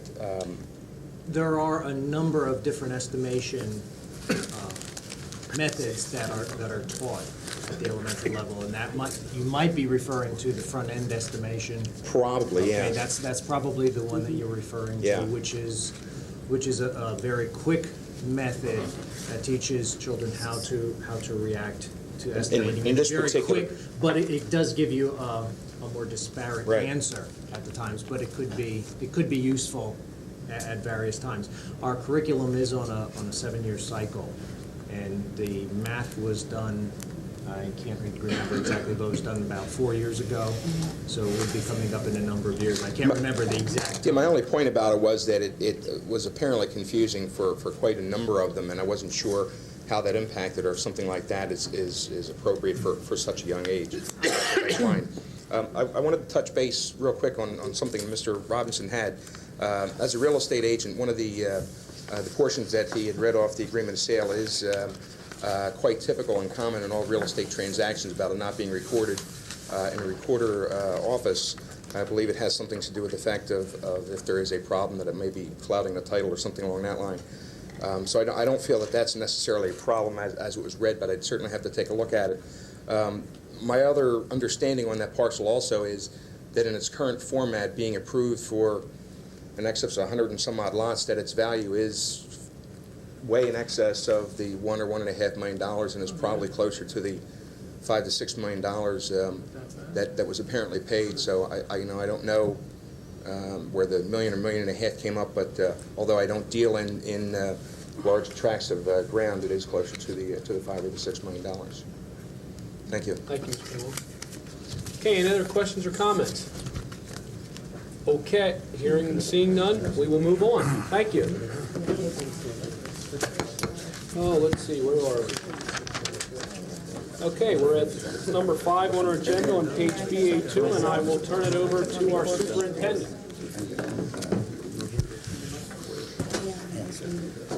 Dr. Bose. Mr. President, members of the board, and our guests. Let's give Dr. Bose our attention. I proposed to the Board of Education and provided it with all the information it needs to consider this proposal, including a full budget, and a means to accomplish a requirement imposed by Pennsylvania School Code that every Board of Education and every school district in the Commonwealth adopt a long-range plan for 6 years. That is renewable every 6 years. And it will deal with things like standards that we expect young people to accomplish to graduate from North Penn High School,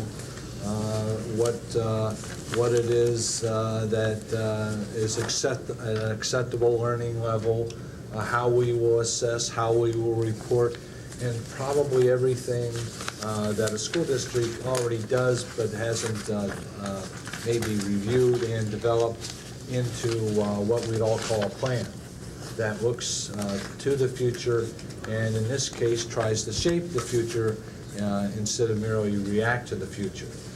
So what we have here is a school code that requires North Penn and all its sister and brother school districts across the state to develop such a long-range plan. What we also have is a dilemma, and that is we are in a cycle, the last cycle for developing that plan, whereby our plan is due in Harrisburg in September of 1996, and we should have started planning in 1993. Now, there's evidence in our school district that there was once a position assigned to be a planner. It was a supervisory position, and there was once somebody who held that position. And there's some evidence of some work being done in the past that hangs on the wall of this building and all our schools that you might recall seeing, called the mission statement, the vision statement, and 8 general goals. That was the beginning of this work, and that was started as early as 1991, but was incomplete. So what I'm proposing is a means to get us to complete our responsibilities as required by Pennsylvania School Code, and to do so in 8 months, where we started and completed what was undertaken in 1993, we would be near completion, or we might be completed early. I'm not suggesting this is business as usual, and I'm not suggesting that it's not going to be done with some difficulty and without some sacrifice. We're not taking on an additional employee to do it. We are taking somebody who's very competent and who has had some experience and some training and planning, and putting that person in an acting director position. So there's some clout and some respect with the position. This person, in many ways, I view as kind of like the sheep herder. Got to keep the flock together, the hundreds of people that are going to work in this project, all moving toward the same direction and the same target, step by step together. That's why I often think of this position as like a sheep herder as opposed to a school administrator.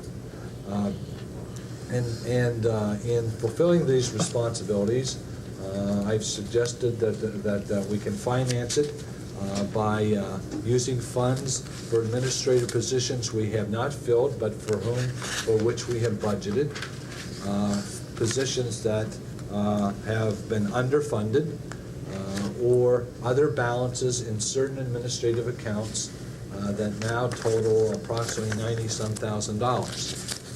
And so in the full budget the board has, I've explained how we can pay the individuals who will have direct responsibility for this 8 months of planning, and provide for the supplies and the equipment, such as the technology that would be helpful and useful given the crush of time that we have to complete this responsibility.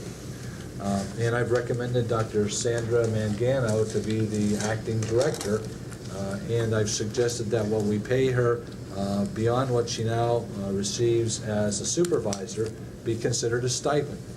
And it is not a permanent adjustment to her annual income, but is for this period of time when she will assume more responsibility and provide the leadership that we need in this massive effort of planning, which must, by the code itself, include large numbers of the public, the parent, and the staff. as well as other interest groups such as school board members and business people in this exercise. So I'm not suggesting this is going to be easy, and this is a typical way to plan. We are admittedly doing in 8 months what we had 3 years to do but didn't start or didn't complete, whichever case we might look at. And we have examples of both in our past. That's not pointing fingers at anybody. It's simply saying that's the way it is. While we can lament the fact that it was that way, it's not going to help us get the job done, which we need to do. And certainly, I think there are a lot of people who may agree that we need a long-range plan in North Penn that establishes what we stand for, what we want to maintain, and what we want to accomplish. At the same time, we might argue about how we get that done, but at least this is one plan that suggests it can be done in 8 months and suggests how it would be done, and also, with the board's approval, would put somebody in charge and provide a budget within our means to accomplish that, and not add any more employees to the school district. Now, there will be some sacrifice. As I said earlier, it's not business as usual. In fact, it's unusual to try to do in 8 months what we had 3 years to do. But we have a deadline, September 1996, when this board must send something that it approves, and its word is final, a plan to the Department of Education for approval, and the measure will be the very school code that describes what is to be done, how it's to be done, and whether or not we fulfill that obligation. So without belaboring the proposal, but by suggesting that the board has done its homework, I've had lots of calls and lots of questions.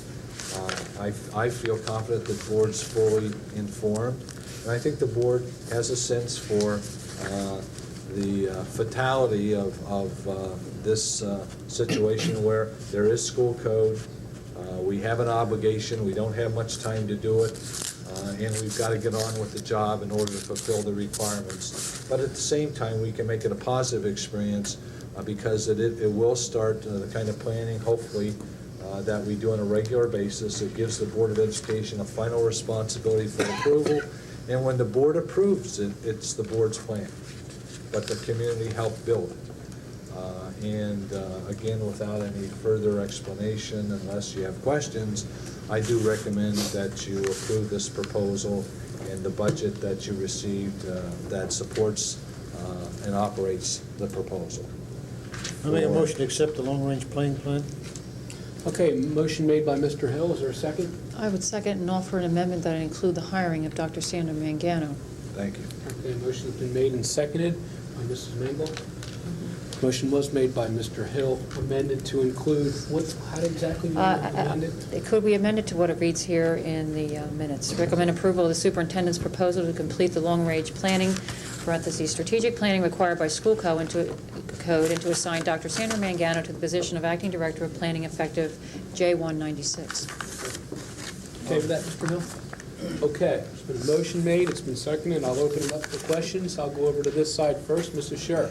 Okay, I've been in contact with Dennis. I talked to Sandy when I first heard her name and the general game plan. And Excuse me, Vicki, I was very, audience here, Mrs. Scher. Sorry, I was very enthusiastic. However, other questions developed as I saw the budget and the full proposal, and I'm still confused between two different directions that are taken, one by the budget, when the budget is allocating strictly the additional stipend, as opposed to the comments and the direction that's set in the report itself, that it states that Dr. Mangano will be given sole responsibility for the planning process and will not be viewed as doing an additional duty.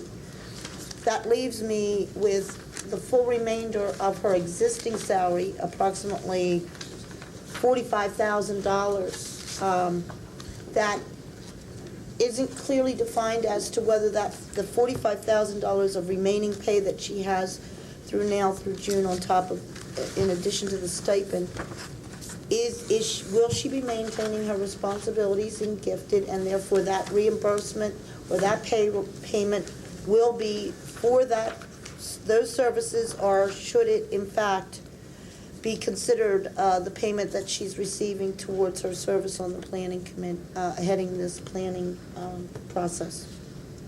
Mrs. Shear, I believe page 18 provides you the explanation that you want, but in addition to that, I might elaborate if it's helpful to tell you that this is an extra assignment for Dr. Mangano. She will essentially maintain her responsibilities elsewhere, but it will be at great sacrifice.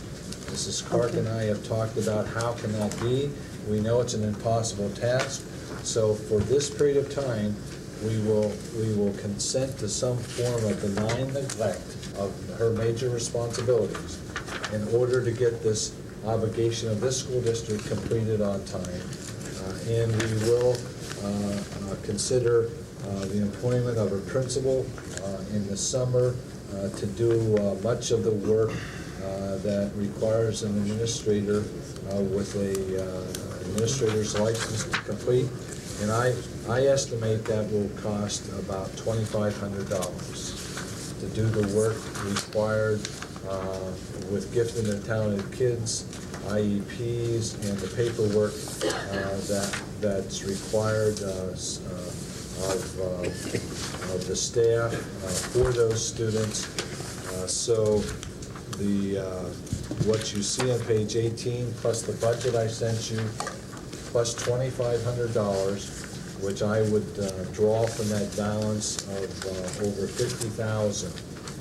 So an additional $2,500. Is the total financial obligation of this school district to complete this assignment. No, I don't see that that reaches my point on page 18 or any of the contents there.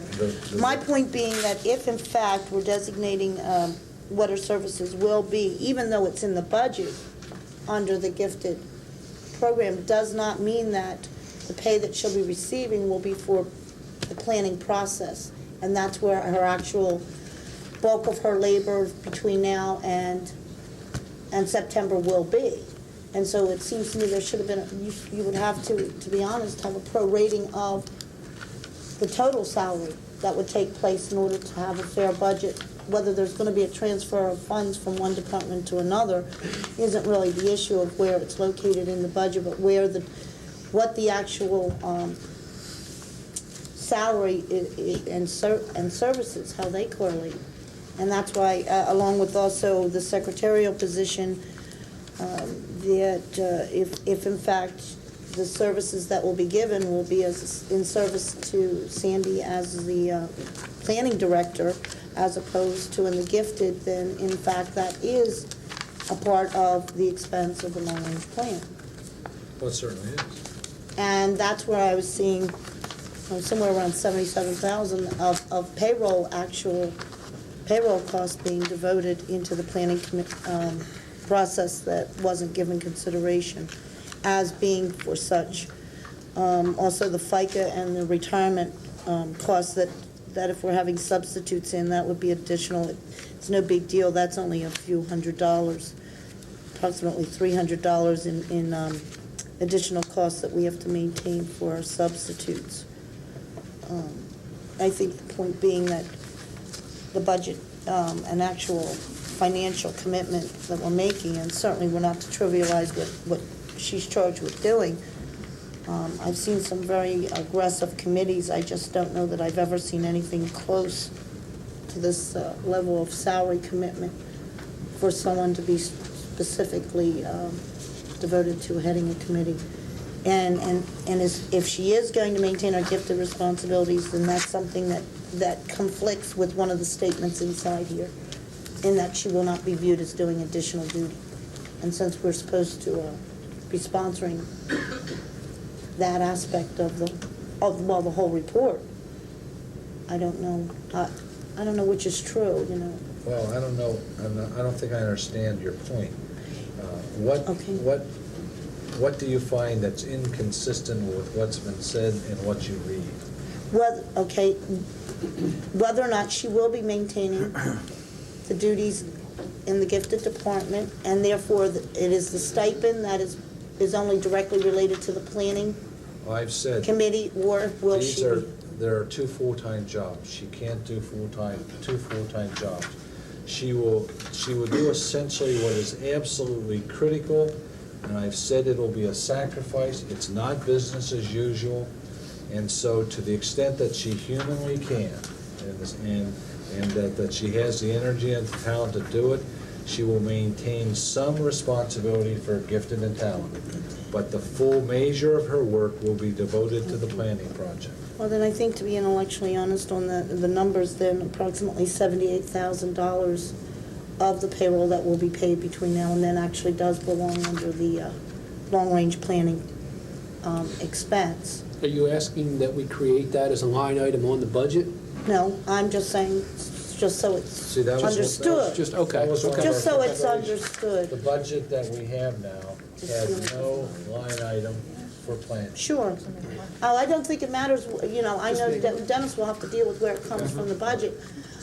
I'd also have I'm sure concerns, he's capable. because right now we're dealing with multiple salaries and benefits under the Director of Elementary Ed position that's being maintained. We may have just Tom's body here, but we do have that to deal with as far We as. need to interrupt for the tape change, please. Well, that's okay. That's my feeling. I'm very supportive of Sandy. I believe she'll do an excellent job. I just have difficulty with the salary level. And I'll let you wrap that up. Okay, we need to take a 3-minute break to change the tape. 3 minutes, here goes the timer. Okay? I'd ask everybody really try to get back in 3 minutes. Okay. Tape ready? Okay, we reconvene. I don't need to hit that. All right, we're still over on questions on this side. I'd only like to ask that the motions be read separately. I know Mrs. Mingles placed a motion for them to be together. I'd like to have them separated, because my concerns really are written within the proposal, not the action to name Dr. Mangano as to the position of acting director, but within the structure of the strategic plan itself, or of the proposal for the strategic plan.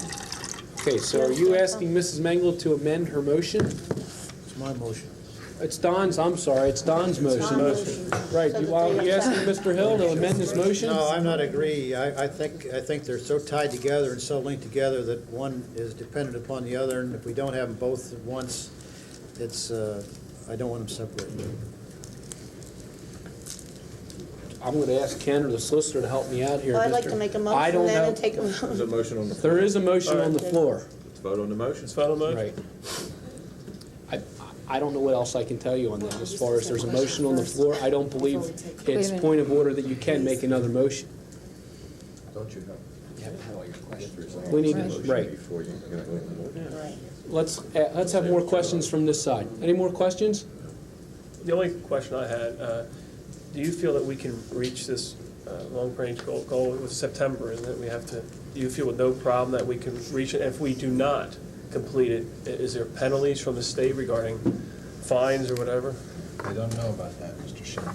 I'd have to ask our solicitor to respond. It is a school code.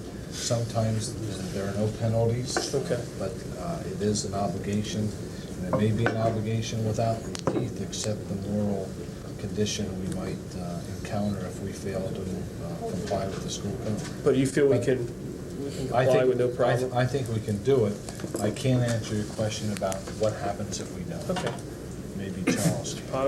Well, I think we first have an obligation to at least try in good faith to meet that obligation. If we can at that particular time, I think then we ask for an extension of time from the state. I think to presuppose that we won't do it is something that we shouldn't do. And I have no doubt that if we can't make that specific target date, that if we request an extension of time for good reason from the state, it would be granted. Okay, thank you. It's very possible, John, in legislation. Ridge has promised that he will be lifting the OBE mandates, including the deadline. It's just a matter of... Any other questions or comments over here? Okay, over to this side, questions, comments? Okay, yes, I have a couple of things that I'd like to recommend for inclusion in the actual process. If I can find my notes really quick. Didn't perhaps want to go first. On page 9, and I'm looking at the November 16th document, not the revised one. That's where I made all my notations. On page 9, under parameters, I would like to see some language added to the parameters that will be set by the planning team and the steering committee. Maybe as a continuation of A or in addition, I would like to see language that recommends that North Penn curriculum standards for our students meet or exceed the current standard set by the Commonwealth of Pennsylvania, because I believe that it is very important that this planning process set standards that are higher than the standards set by the minimum standards in the outcomes-based legislation. The outcomes-based legislation, which is mandating this planning process, are simply minimum education standards. And I think that everybody in this community recognizes that we want to establish curriculum standards that exceed. I don't even like the word meet. If it could say curriculum standards which strive to exceed the current minimum standards. I would like to see that. Also, as a portion of D, I would like to take out meet and the word or, and have that statement read, students' performance on standardized tests will strive to exceed the state and national averages. I think by setting those as parameters, we can strive to challenge our children, our community, their parents, and our educators to do the best job possible in educating our students. In addition, I'd like to report to the board that I've had extensive conversations with members of this board, in particular with Dr. Mangano. The other day, on Tuesday, I think we spent almost a total of 2 hours on the phone discussing this process. And unlike Dr. Bose, I am not reluctant to point fingers as to why we are in the position that we're in. After reading the strategic planning guidelines and the mandates that are laid out in this document for us to achieve in 8 months when we've had 3 years to do it, I am completely dumbfounded and astounded by the money that we have paid out for a previous employee who basically did nothing for this process. I am adamant about meeting the deadline, which I believe is sometime in mid-August, since we are to provide the community with a 30-day public perusal of the final document before we approve it. And I am very confident that Dr. Mangano is going to bring this document home to us. I like the fact that we are keeping this in-house. It gives us a sense of ownership. It gives us a greater sense of pride in the standards that we set for the future of the education of our children. And I would just like to say that the dollar figure that was given to me and that is in this document is an astounding figure. However, if the board members take a look at the monies that has been spent by other districts who have used external management companies to come in that have done this over a 3-year period, I believe that North Penn is going to set an all-time record, both monetarily and otherwise, to getting a strategic plan done. I'm adamant that that the budget that is given to us in this document that we approve is the actual figures that this process is going to cost us. I don't want to see change orders, if you will, coming down the pike for more and more money. I do not support any other employees who may have to assist Dr. Mangano in her current duties, receiving any stipend for their assistance to Dr. Mangano's current duties. I recognize the fact that with this salary of $80,701.20, that she will be the lowest paid administrator of our current cabinet. However, Dr. Bose, I trust that you are being very upfront with me in saying that this is not business as usual, and it is with hopes, with any recommendations that you may have come budget time for reorganization, that this board can begin the process at that time to rein in the administrative costs in the future with any processes or programs that we develop and administrators that we need to hire. And that's really all I had to say. Thank you. If she could give us her notes, and if the other board members agree, I think that the board members have to agree with her that that's an amendment. Oh, you mean I have to make Your like a motion to suggested that? changes.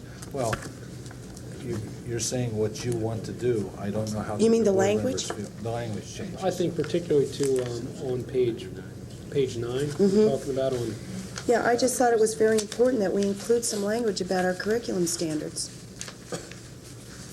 Programs and service are one thing.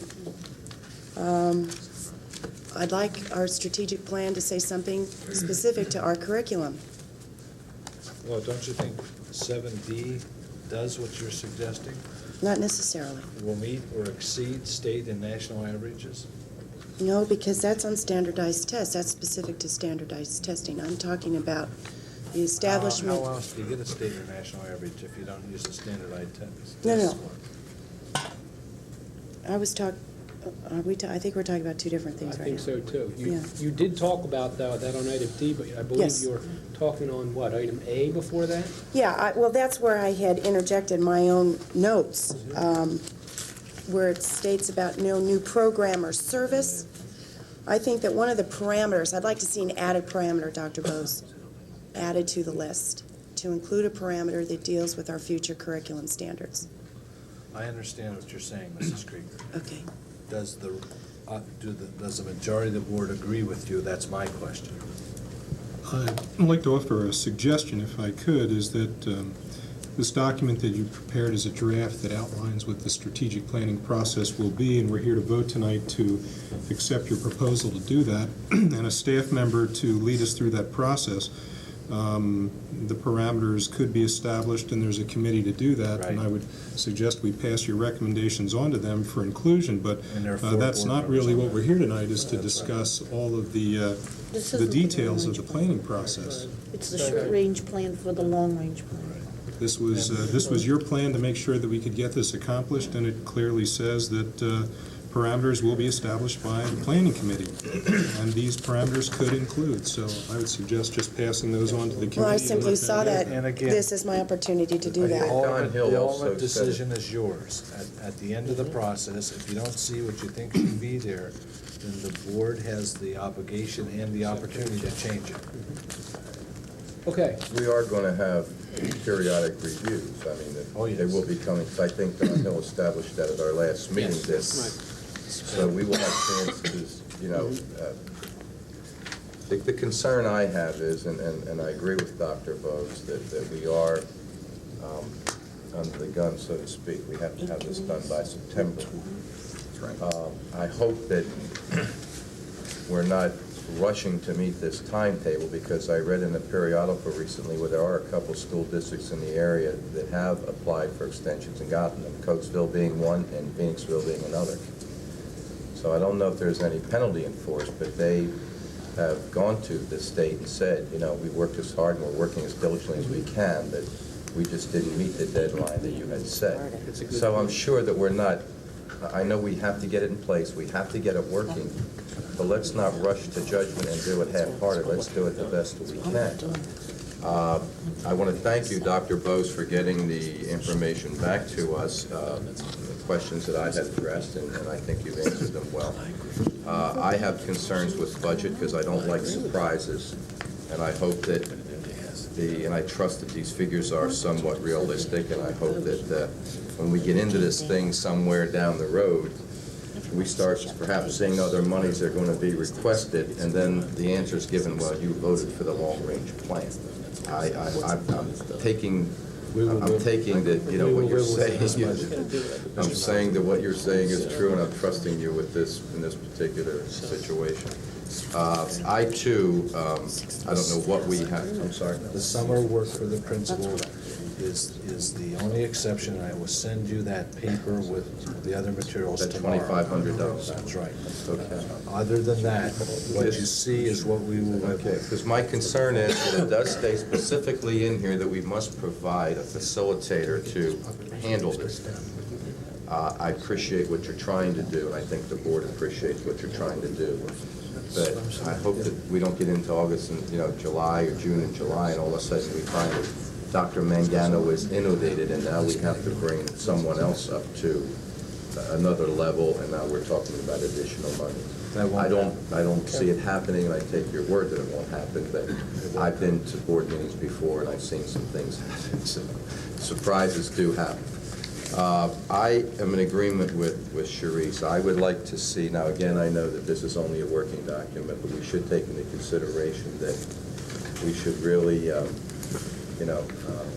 make our school district a little better, and we should try to exceed where we can expectations. I think, may I suggest that we invite Mrs. Krieger to give us her notes or share her notes, and we'll put them in order, and we will see that they are presented to the planning team, which will deal with the parameters that is the subject of her concern. I can agree to that. I think that's a very good suggestion. Thank you, Mr. President. That's all I have. They'll take a vote. Okay. Just, Sure. just, I guess, 3 comments. First of all, other than the obvious esteem and intellect that Dr. Mangano would bring to this cabinet, I look forward to her being up here. I think there's also an advantage for all of us in that she will be here to monthly, she's available to us monthly, 2 meetings a month, to address the strategic plan, keep us up to date, and certainly no excuse that we don't know what's going on, because she will be right here in our face each month. Secondly, as many of us are concerned about the budget, and we should be, we promise to be, and monthly, again, she could keep us up to date on where she's at on the budget as she draws down on what is allowed to be allotted for this plan, and we have that at our fingertips each month. I guess I just want to make a comment about the motion that's currently on the floor, which I provided a second to. I appreciate and have admire very much the tenacity in which Don Hill is sticking by his motion. I provided the second. I would like legal counsel as to whether I can remove my second for no other reason than to show deference to Mrs. Sharp. I was a beneficiary many times under the leadership of President Bowman and President Davis that when I needed to separate money from the person, I could do so, and that was shown to me. I agree with Mr. Hill that I will not only support the money tonight, but also Dr. Mangano and the plan.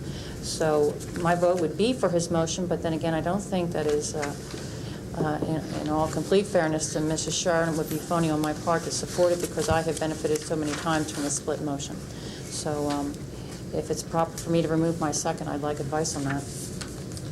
Mangle, I think that ordinarily boards will take into consideration a request by a member to separate, and that is a courtesy generally given.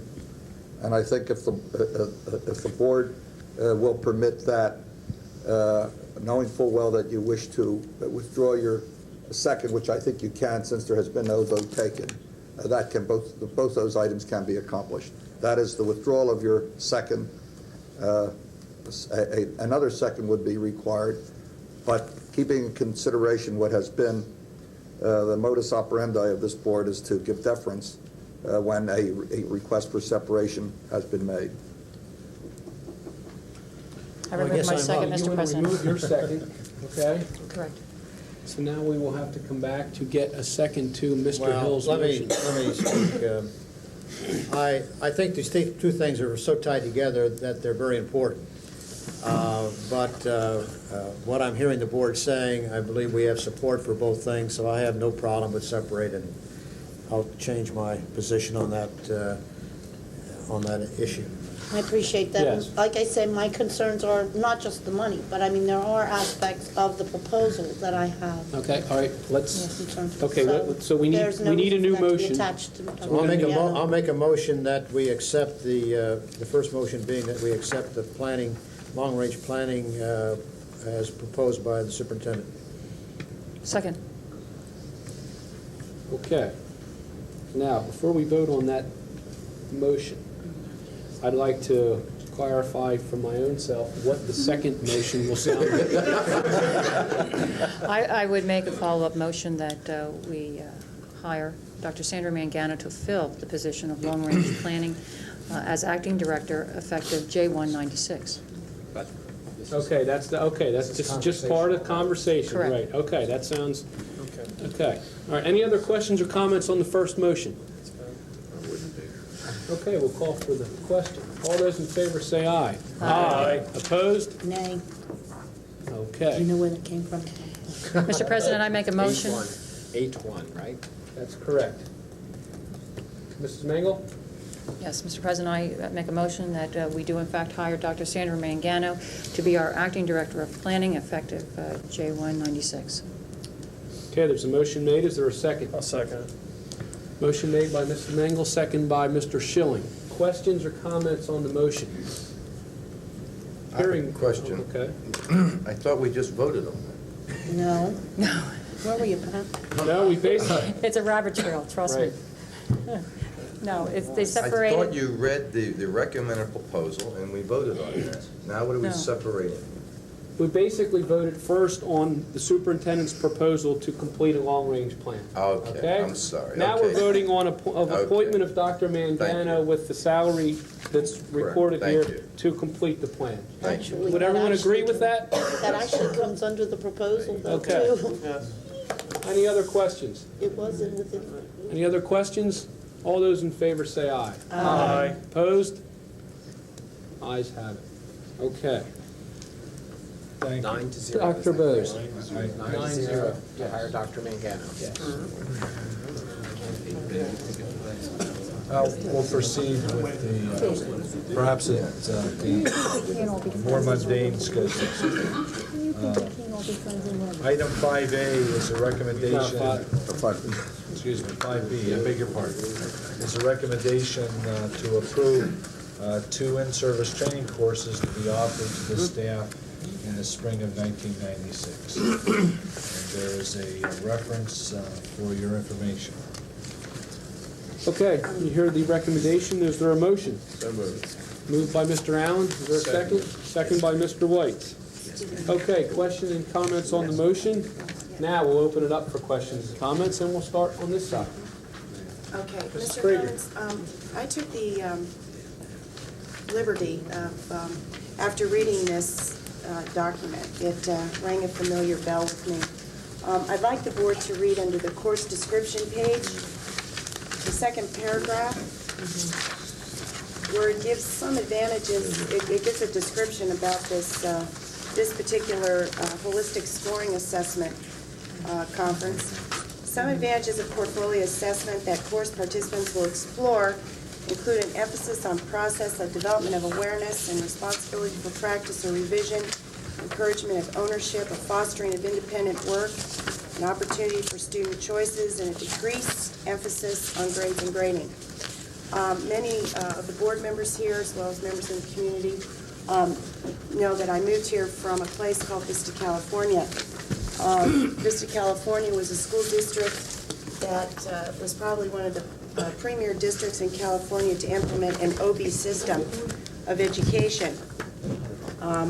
This is a copy of a very holistic reporting card with a decreased emphasis on grades and gradings that was awarded to one of my own children.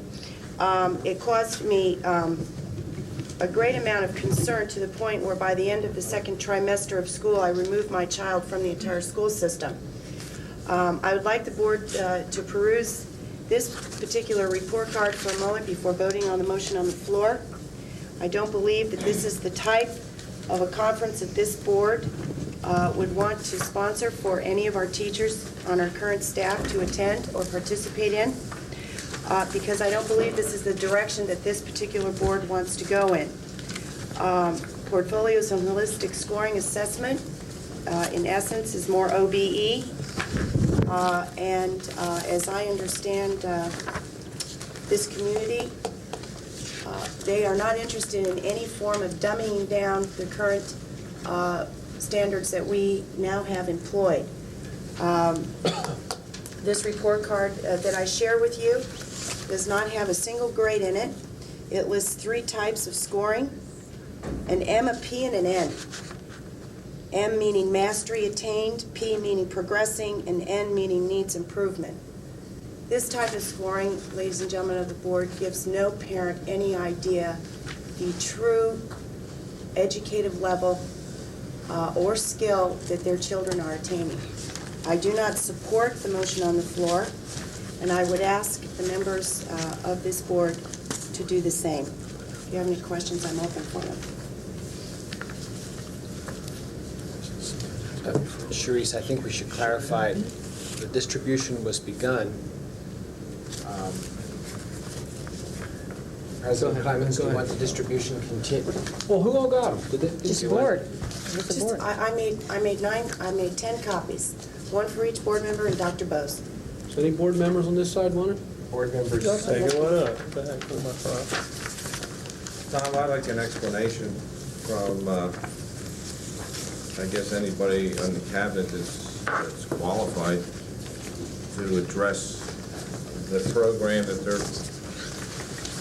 is in our packet versus what Mrs. Krieger has just said, where this district is heading by sending teachers to this program.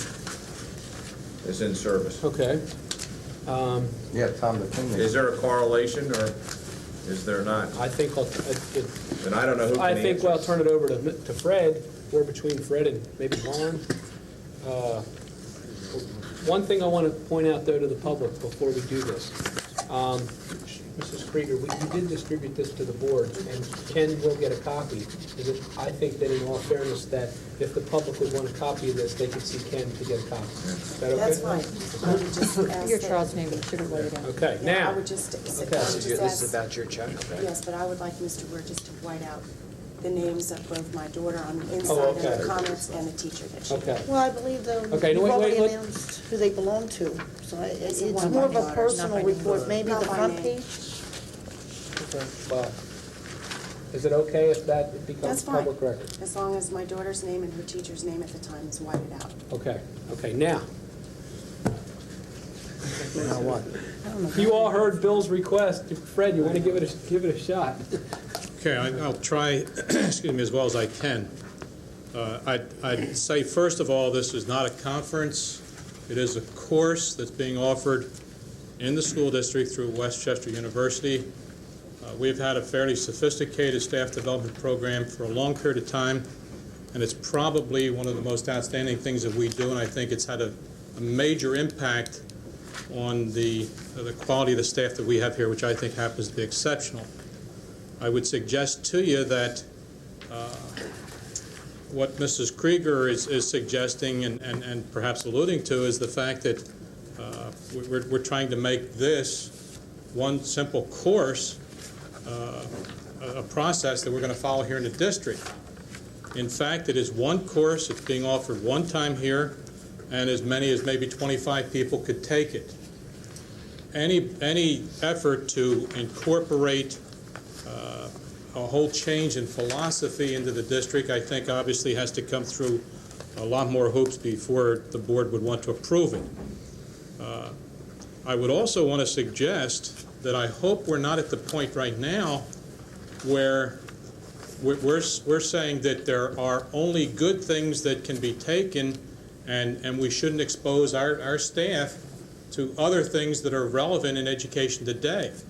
I think that it's important, it's necessary for all of us to understand all the different things that are going on, and in fact, take the responsibility as cabinet level administrators to use that knowledge to come back and make different opportunities available for the board to consider.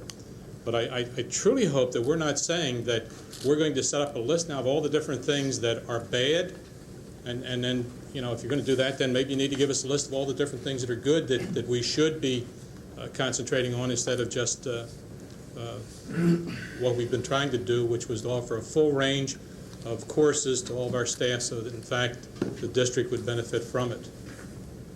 I have to take quite a bit of exception to that last statement, Fred. We're not said, I mean, the staff are professionals, the administration are professionals. They should be well aware of what is going in the community and what's going on in the educational world relative to all different types of education. This particular course here kind of rubs me the wrong way, and to the degree that OBE and grading, I think grading's important. The whole life people are going to be graded, whether you're in high school or college or your life, you're always going to be graded. And to start giving courses related to these type of things, I think is bad. I think we're not saying that everybody shouldn't be aware of what's available in the educational world, but as professionals, they should know that. But I don't think the district should be paying, even if it's $1, should be paying money to offer courses. Now, Westchester College, is it Westchester? Westchester University. Westchester University. I'm sure offering a lot of good courses, and I think it's the right thing to do, and they should continue to do that, and when the opportunity comes, it should be this way. But I just cannot support this program that leads us, that gives an indication, particularly from this board that sits here today, and particularly from me, that leads us down a path that I am totally opposed to. You know, I thank you, Don. Okay, wait, I kind of digressed a little bit. I was over on this side. Thank you. I'd rather come back to this side for more questions and comments before we come back over here. Mrs. Krieger, were you finished your questions and comments? Yes. Okay. David? Well, at least from the way I've read this before I got here, I think what we're doing is taking this much too literally. The concept of using portfolios as a measure of progress for students, I think, is well known. It's been used extensively in art classes for many, many years, and what I think this course is trying to say is that a portfolio in all subjects and all curriculum areas can be effectively done, where the actual material doesn't have to be graded each time an item is put into the portfolio. And that what this is saying is that it can be a measure of progress, and it doesn't have to have an A, B, or a C. I don't think, again, as Fred was at least began his comments on saying, is that this is not something that is going to take us down the path for all of our courses elsewhere, that we're not going to do grading as we have done. But I would ask you to consider this course as it has been described, trying to help teachers in all disciplines create portfolios for their students where they don't have to be worried about the grading aspect of the material that goes into the portfolio, but it does become a measure of progress for students. That's how I read it. I didn't take it anywhere near as literally as that we were going to change our emphasis on grades and grading in any other subject throughout the district, and I have read many good things about the applicability of portfolios to students and their progress in different course areas. Thank you. Pat? Fred, is this a reimbursement type of course? In other words, if the teacher signs up for it, we reimburse them the $90 and the $25? Not the 25. Just the 90? Yes. Have any teachers signed up for this yet, or are they waiting for our vote on this? Have you gotten any interest yet? I don't know that. I don't know what I think there's a cutoff date here somewhere for the course, but I'm not sure what it is. December 20th, so yes. That was yesterday, so yes. Obviously you do have some teachers who are interested. Yes, I would assume that. I mean, if yesterday was the 20th. Yes, I would assume. I'm in agreement with Mr. Hill. I don't think education should be easy, especially with what we're going to be facing in the 20th century. 21st century, excuse me. And It's starting in the 20th century. And I think that, I agree with Don. I think if we're going to take courses, they should be courses to emphasize education and emphasize hard work.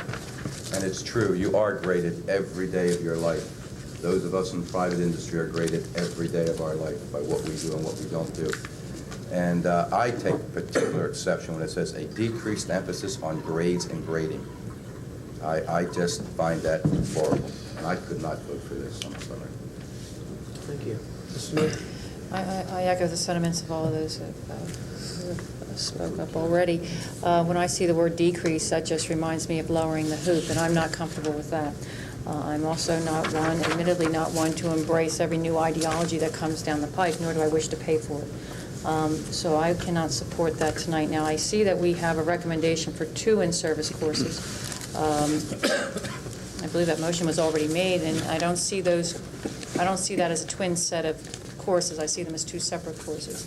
The course I won't support is the one on what we're speaking about, but the one on creating interdisciplinary team. Is that separate, or Fred, are those together? Do you need them together? They're 2 separate courses. Okay. There may need to be a reconsideration. Maybe Or you'll lose both courses. reconsideration on the motion. I didn't make it. I believe Bill did, and David seconded it. The way it sounds, I have a feeling there's going to be a defeat, and with both courses, and you'll lose them both. Why don't you consider it Right, well, independent?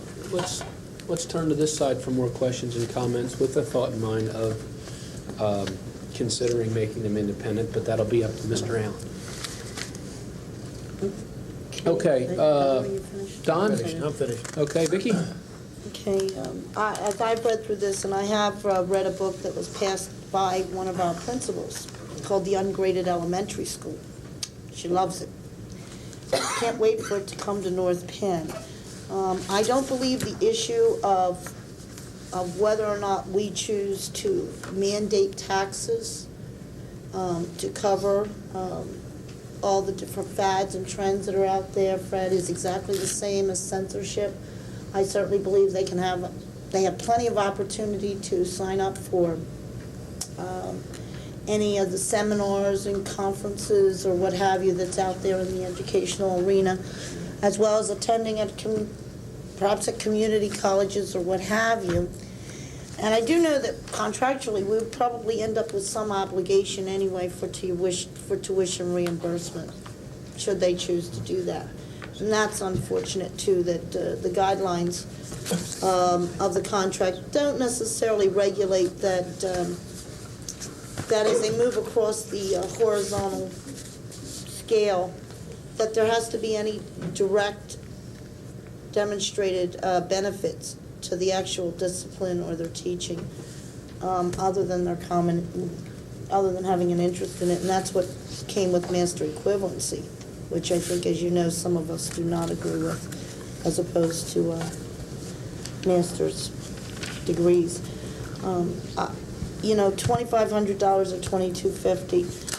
I believe most of our teachers have already had, you know, those that are interested in this have probably already either picked up the book that I have or attended other conferences. I just don't know that if you've got, how many choices right now in our spring in-service course?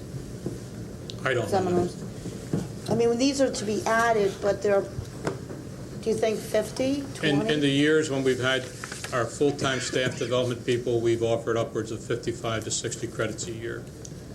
50. As you well know, we have not had a staff development person in the district at all Right. this past year. But would you say there's about 50 different course opportunities out there? I don't know that. Okay. So I won't say anything. But it's, okay, more than a couple dozen. Can we settle for that? I guess you can settle for whatever you want. I don't know that. You don't have any clue how many in-service offerings there are? No, I'm not responsible for in-service. Okay. Who is now responsible for evaluating what the, let's say, the demand factor, you know, so that there aren't more courses being added that become counterproductive because of the depletion of the staff? We've had a number of different people that are involved in offering up ideas in terms of staff development, mostly our supervisors. Dr. Terozzi has assumed a responsibility on her own to do most of the work that's involved with the staff development at this point. It's not an assignment that she has. It's not something she asked for. It's not something that she's being paid to do. But she is the one that has been most responsible in trying to keep the staff development program in place as it existed before. And it would probably be her who'd be following these to see what type of enrollment levels they maintain? She would know in terms of the enrollment, that's correct. Okay. I imagine Westchester University also offers a great number of offerings for school districts such as us to participate in, probably quite a few. I think the issue would be here is, given the fact that we offer X number of courses, we certainly don't bring them all into the district, that perhaps there could be some better a better choice that could actually bring a more guaranteed benefit to the teaching strategies that we'd like to see enhanced. Particularly the courses that we do offer, we do bring into the district.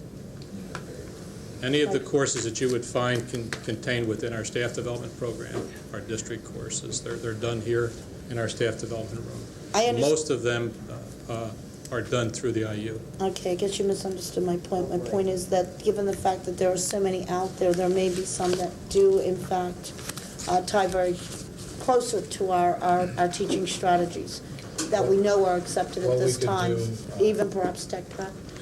Beg your pardon, Mrs. Shear. What we could do, and I think in the interest of time, as well as the message I believe you're sending to us, is we could develop a list of courses that we've used in the past, that we might use in the future, and we can provide them to you in advance of any action like this represents tonight. So you can tell us those courses about which you have concerns or would want more detail or raise questions about. I'd like to see the collective list. Well, that's what I mean.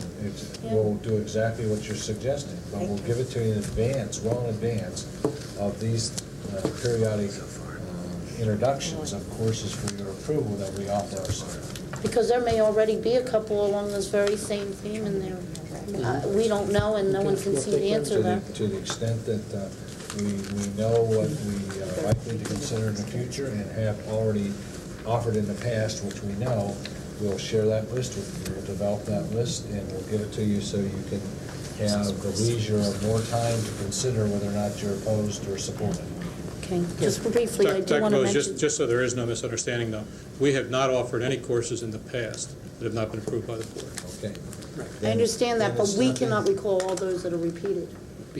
It'll be a review. And he'll bring the list. Your point is well taken. Those should already be known, but they might be forgotten. I'd just like to quickly mention, I think Dr. Bourne could appreciate this memory.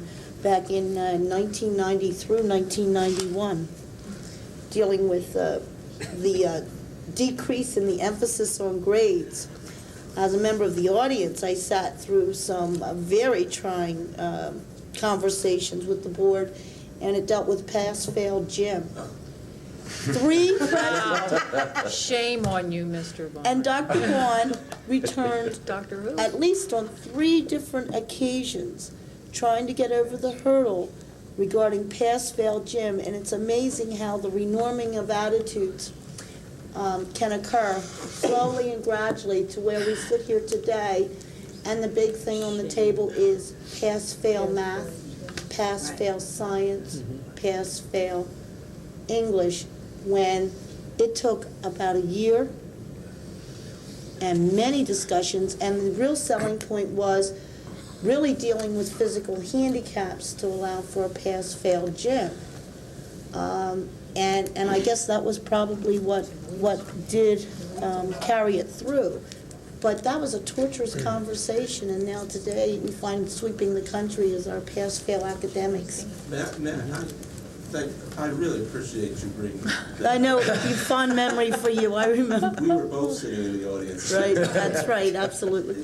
I feel an obligation here to say that, I don't know, this notion of ungraded isn't coming from any of us. No. I mean, there's this notion of ungraded this or ungraded that, we haven't even discussed.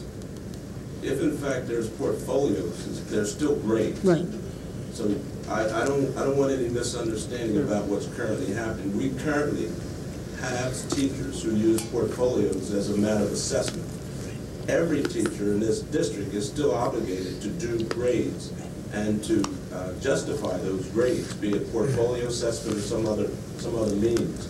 So we're not talking from our perspective, and I think I speak for the two people here, because I don't want you to find out next week we're doing portfolios in this district and be shocked, because in fact they exist. They do exist, but so do grades. Well, don't misunderstand me, please. The whole purpose for me bringing this discussion up before the board is because of my own personal experience. I don't have a problem if the teachers in our district want to attend a conference such as this of their own decision. If it's sponsored at a local college or university, I'm not trying to step on their rights to do that. What I am simply saying is, as long as I'm a board member, I will not support a district-sponsored conference which has, or course, that offers a course to our teachers that discusses decreasing the grading and grades of our students here, because I think that that is something that is essential to a quality education. I'm just trying to bring us back to that point, because Okay. I knew that was your point. All right. And it seemed to me that we had gotten away from that. Judy? I think it's important to know this is one piece of assessment. The entire assessment program has been board approved, and I would not want you to think that this is something insidious that's starting to be snuck into the curriculum without you knowing it. It's just one way to look at different types of instruction. Dr. Bourne had mentioned art. We've used portfolios in art for a long time. The same with writing. I felt a little bit badly when I saw this decreased emphasis on grades and grading, because what really they're trying to do is set standards, which is exactly what is in line with what you said, Sharice, where you would look at what would be an average child's work and what would be an above average child's work. And I think that's what this course is really intending to do. So I don't want you to get the idea that any of us would be supportive of pulling of grades and only going to this type of thing. It's just one method that a teacher can use to look at a child. I think words like holistic still strike fear in the hearts of many. And I wish it would have said comprehensive, because that's really what it is. But Mrs. Clark, in view of what they're saying here, they're describing the course. Right. Okay, it's just if you take a course in college, you expect a professor to stay with what the course is outlined, the way Right. it's described. Now, whether you don't like the word holistic, and I don't think many of us do, and we don't like to use the word degrading and emphasis, unfortunately, this is the description of the course. This is what our teachers, if they take the course, is what I would think they're going to be taught. Well, And I don't think we're not saying that you're trying to sneak anything in, and we're not, I agree with Dr. Vaughn, but I do agree with Mrs. Scheer. There are an awful lot of fine courses out there. If the teacher wants to improve their status and improve their professionalism and bring more to the district and bring more to the classroom, I think they can do it without taking courses that emphasize, a decreased emphasis on grades and holistic and words of this nature. Okay, But I any more, appreciate what you're any more saying. comments from over on this side? Questions? Mr. Allen? Yeah, Your turn. When I read the assessment, or the course description, I am not a believer in not grading either. But what I'm also not afraid of is having people learn conflicting points of view. And just because somebody wants to take this doesn't mean they're going to embrace it and bring it to their classrooms. I don't get concerned with that. I still believe that the way the students are taught in this district starts here and goes into the schools. It's just another point of view, and again, it is very appropriate for some of the things that are taught here. But you're right, there's 50 other courses they can take. Nobody's making them take it. But I didn't get this big flag of fear that we're not going to be having grades, and I saw the word holistic and I thought, that's a bad word. I just knew it. Bill, I'm not fearful I of knew it. it. I know how that Okay, let's bring this to a people close. upset. But I just didn't, I'm not afraid of people learning other things. All right. It's Well, just part of their education. I'll tell you, I'm opposed to it. Holistic, I don't like the word at all. I won't vote for it. But I will ask you, Mr. Allen, would you consider amending your motion to break this into 2 votes for 2 separate courses? I'll just withdraw my motion. let somebody else make a motion. I'll make a motion, Mr. President. Okay, now wait a second. Mr. Allen has withdrawn his motion. Mr. Whites, would you consider withdrawing your second? I'll withdraw my second. Okay, Mr. Mosey, would you like to make a motion? I will make a motion that we consider these courses as two separate courses and vote on them accordingly. Second. Okay, a motion's been made and second. Is there any question on the motion? Okay, I believe we'll be voting first on the course that we've spent the last 45 minutes on. Mr. Clements, will we have to vote that motion? We have to take a vote on separate. Okay, we have to first take a vote. Okay, thank you, Mr. Weir. Let's take a vote on separating the two courses. Any more questions on that? All those in favor say aye. Aye. Opposed? Ayes have it.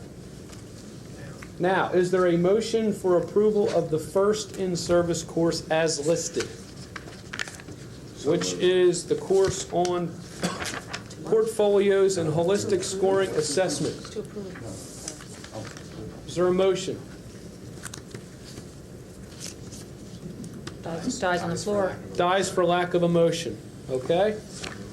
Let's move on to the second one, which is to create an interdisciplinary theme unit. Is there a motion for this course to be accepted? So moved. Second. Motion made by Mrs. Mangle, seconded by Mrs. Krieger. Any questions or comments on the motion? All those in favor say aye. Aye. Opposed? No. Ayes have it. 8-1. Mr. Hill. Yes. Okay? Thank you. Okay, moving on to item number 5C. A recommendation for a change order in the Pendale project. If you would, could give a better explanation, I so recommend that you approve it. So moved. Second. Okay, moved by Mr. Hill, second by Mr. Schilling. Questions or comments? We'll start on this side. My question, will this change order come from the bond funds? It's part of the contingency fund for the Pendale project. But is this already planned? I mean, or is this something that Dennis has to add to the encumbered Part of monies the list? contingency fund for the project. Okay. Any other questions or comments over here? Questions or comments from this side? Okay, hearing none, I'll call for the question. All those in favor say aye. Aye. Opposed? Ayes have it. Moving on. D is likewise a change order, and this is a continuation of the asbestos abatement program in the Pendale project. And as you might know or remember, there are occasions when we encounter asbestos we didn't know was there from the original construction. We've got to remove it, and this order would accomplish that. I'll make a motion. Okay, motion's made by Mr. Schilling. Is there a second? Second. Second by Mr. Mosey. Any question or comments on item 5D? One question. Okay, Mr. Mosey. Are we getting close to resolving this? We're finished. I've looked back over previous board meetings, and it seems like every month something comes up, we find more asbestos. You have to understand that building has more asbestos in it than any building we own.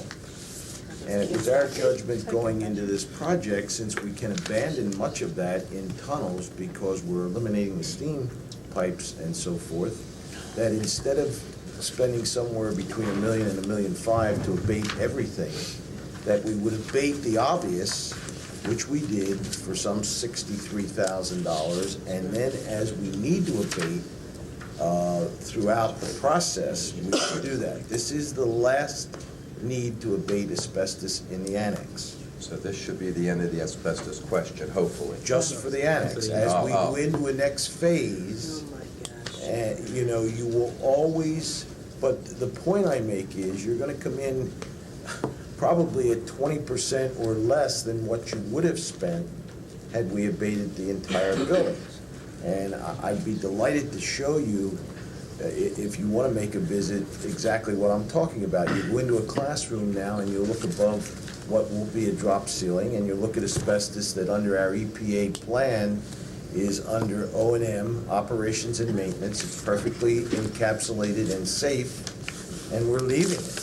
But when we conflict, and when you're putting in the ceiling what we're putting in the ceiling, and to give you an idea, in the annex, you're looking at a sprinkler system, you're looking at the electric piping, you're looking at hot water heat, and you're also looking at plumbing, all the drain lines and the gas lines, occasionally, right where you have to run a pipe and you don't have an option with sprinkler system because you have to be every 10 feet, square feet, and you run smack into a situation where you have this condition. This particular abatement was where we come from a transformer in the courtyard, or what used to be the bus circle, into the annex basement with 6-inch conduit, 3 of them.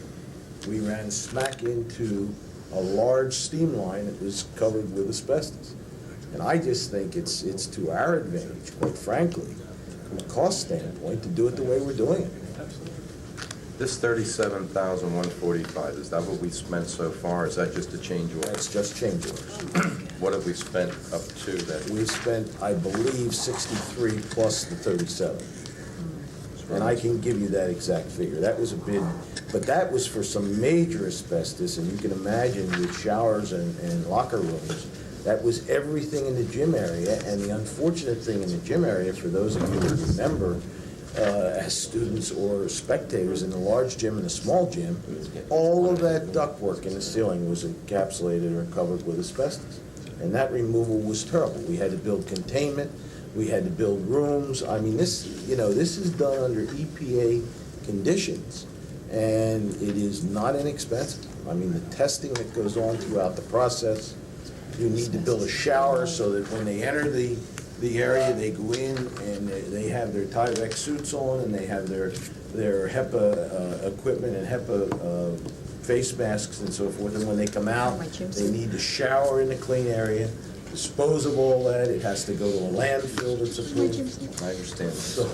My question, back to my original question, was, though, you said as far as the annex goes, you feel reasonably assured we've gotten the annex under control. And that's a big area. When you think of the auditorium and that two-story, the old Lansdale High School, we're out of there with asbestos. Thank you. More questions on this side? The $1,500, is that for removal or encasement? That's removal. That is removal. Disposal, removal, the entire $20 a linear foot. Once you get the gymnasium, I am missing a gym suit from many years ago. It's probably there. It's got to be there. We'll find it when we remind. My name's on the pocket. Mrs. Shaw, you got a question? Okay, any other questions over here? No. Okay, questions over here? Question on the, we talked, I guess it was last month, or you said that you were going to move forward with putting this out to bid again. Have the specifications ready, and we're going out with an RFP. You'll go out with an RFP with that Yeah, the soon? specs are ready, and I'm in the process of reviewing them. And we will go out with hopes that right now is kind of a slow season because you're in the heating season and they can't expose heat pipes for obvious reasons. The temperatures run wild in the area where they're removing it. So it's kind of a lull period in the heating season. Okay, I see you made the statement, our specifications and bid documents included an alternate bid based upon per linear foot, which is what we're using here and applying to this. What was the other means of bidding? The primary means if this was an alternate bid, the what was primary means, you always put an alternate in when you do a major area in case you find something that you didn't have in the base bid. We didn't have a change order on the base bid. The base bid included boiler room, large gym, small gym, all locker rooms. So that's done under the base bid. Okay. In that, we had an alternate. Because you just don't. That's what I wanted to understand. What was the original bidding? What did that include? It did not include any of the mechanical areas? Yes, it did. The Other entire than boiler inlet? room, which was a terrible area.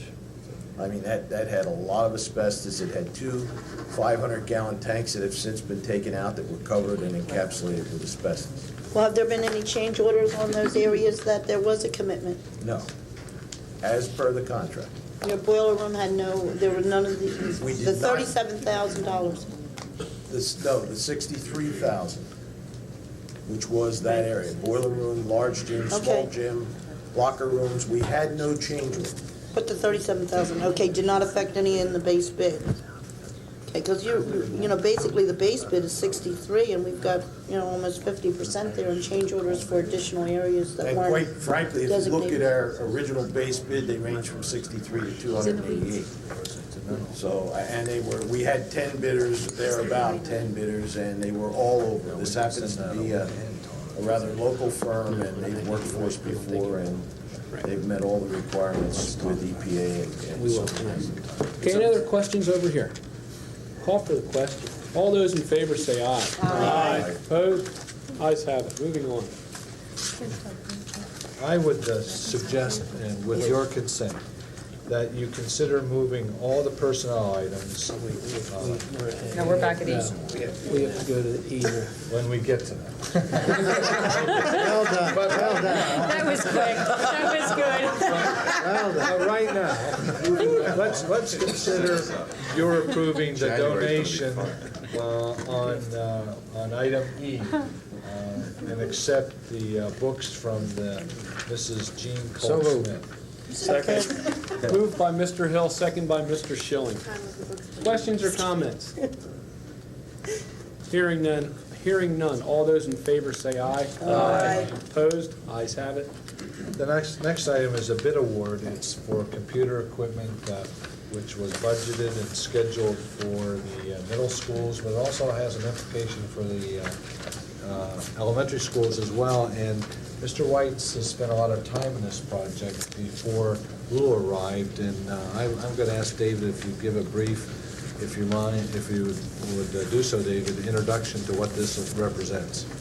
Aside from the information that was distributed to the board on what this represents, if I can briefly describe that we're talking about replacing 2 computer labs, one each at Pembroke, and one at Penn Field. Both of those laboratories right now are Macintosh computers, and it was planned to make those laboratories all consistent as MS-DOS computer labs. Macintosh computers will be redistributed at the elementary school, where we want to replace older equipment. Almost 2/3 of our equipment in the elementary schools is of the Apple II generation, and the Macintosh computers that will come out of those 2 middle schools will be distributed to those schools that can best use those. With the completion of converting the 2 middle school laboratories to MS-DOS labs, in all 3 of our middle school buildings, there will be 2 MS-DOS labs in each of the middle schools. So we will have consistency in all 3 middle schools when we complete this purchase. In addition, as time has gone on with the amount of money that was budgeted, I think the information we gave you was 15 of those 56 workstations that we're looking to purchase are now using Pentium processors instead of the original specification of 486 processors. And the plan right now to continue the asset management, if you will, would be during the summertime to upgrade all of the servers that are now in the library networks to Pentium processors to better serve those library networks. And that's it in a nutshell. Thank you. And this is the bid that you had already previously discussed. It's awarding to the low bidder. I'll move to approve. I second. Okay, motion's made by Mrs. Krieger, second by Mr. Schilling. Question or comments on the motion? I wanted to ask, is the entire funding for this coming from the bond fund, or is this a split purchase with The entire portion? funding, Mr. Sherr's general fund. You budgeted We for this budgeted. in the But the 95-96 budget. The full purchase? In fact, yes. Will In fact, be able, you budgeted $161,000. and will be coming back. Just for me to understand, David, the statement that was made, summary training of the students currently enrolled in computer keyboarding and computer applications will be needed as these students become familiar with the MS-DOS software. Could you explain to me what is creating the need for them, the anticipation of them needing to be retrained because they become familiar with the MS-DOS? In my opinion, number one, the training will be very minor, especially with kids as they are today in familiarity with computers. We're talking about keyboarding skills. The keyboards will look virtually identical, although there are differences between the Macintosh and the MS-DOS computers and the keyboard. The keyboarding classes are taught with word processing software, and it'll just be a matter of teaching them, open up this word processor instead of the one you used to use, and now the class can begin. So I really view the training as minor as far as the kids are concerned. They will be looking at a different type of computer. Now, how do you feel right now with the fact that basically the whole world's going on IBM Windows? No, not the whole world. Well, There's still just about, though. 15% of I the world mean, that still buys Macintoshes and is very devoted to it. but the movement really is, I'd say the biggest chunk of the business world's out there with Windows.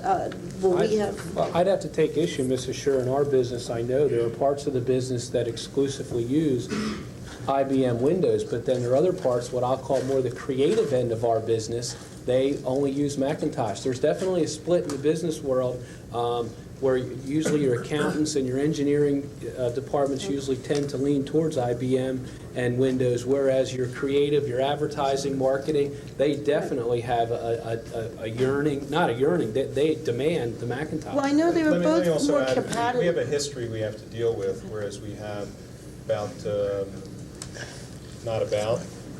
we have 388 computers in the elementary buildings right now. The Macintoshes that are there were bought as we went to buy new machines, replacing the Apple IIs. The Macintosh computer was the only computer that could run the software, which at one time was the only software you could buy for all the instruction.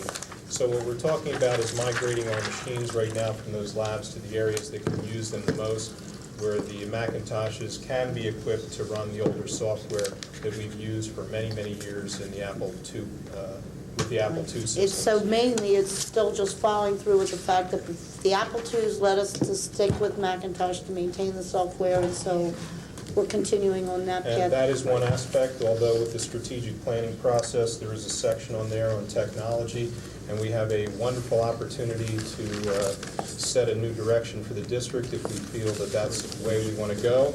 Again, I still believe we'll always have a need for Macintosh computers somewhere, as they do fulfill a niche in many different areas. But with the strategic planning process, if we decide to become completely Windows 95 and can afford to buy 400 new workstations and all the software that goes with them to do that, we will certainly have that plan in place by September. Yeah, Tom, I understand that there are Macintoshes still being used, but when the Macintosh was first chosen, they were a lot closer to what IBM's did. There wasn't such a distinction between the two systems as there is today. There are friends of mine that are wearing buttons right now that says Win 95 equals Mac 86. Well, that may be. Just to show We you don't where the know technology has led us. where the market's going. But I just wondered, David, if you saw the need, whether or not we're reaching the point where we'd have to make a decision because you just keep investing in order to stick with what you already have, and then you don't know whether or not It's absolutely in our best interest to make some decisions. There is a changeover from the elementary to the secondary level in the computers that kids are seeing, but of course, one of the reasons for having a new manager of technology and a very timely hiring it has been for the purposes of strategic planning, we have an opportunity to address that split that now exists. Okay, thank you. Okay, any other questions? Well, I have a comment. I think you hit on it, Dave, there at the end, is that with the technology manager, I need phonics, technology manager has on board, I think is great.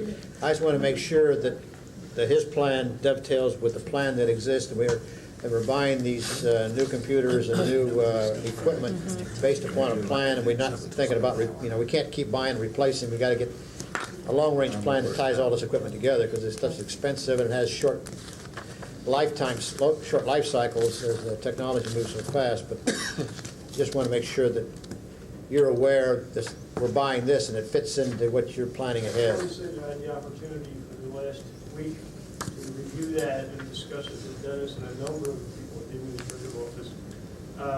I see no conflict in what this particular plan is putting in place, and that I definitely see that if the Macintosh has a life in the school arena, it's going to be in the younger ages. That software still has a large body of stuff in the Macintosh world. I think we will be seeing a migration towards the IBM world, but it's going to take some time this morning. So I concur completely. Okay. Well, I'm glad he answered for himself, but in all fairness, the plans were done well before we even had an idea of who our technology manager would be.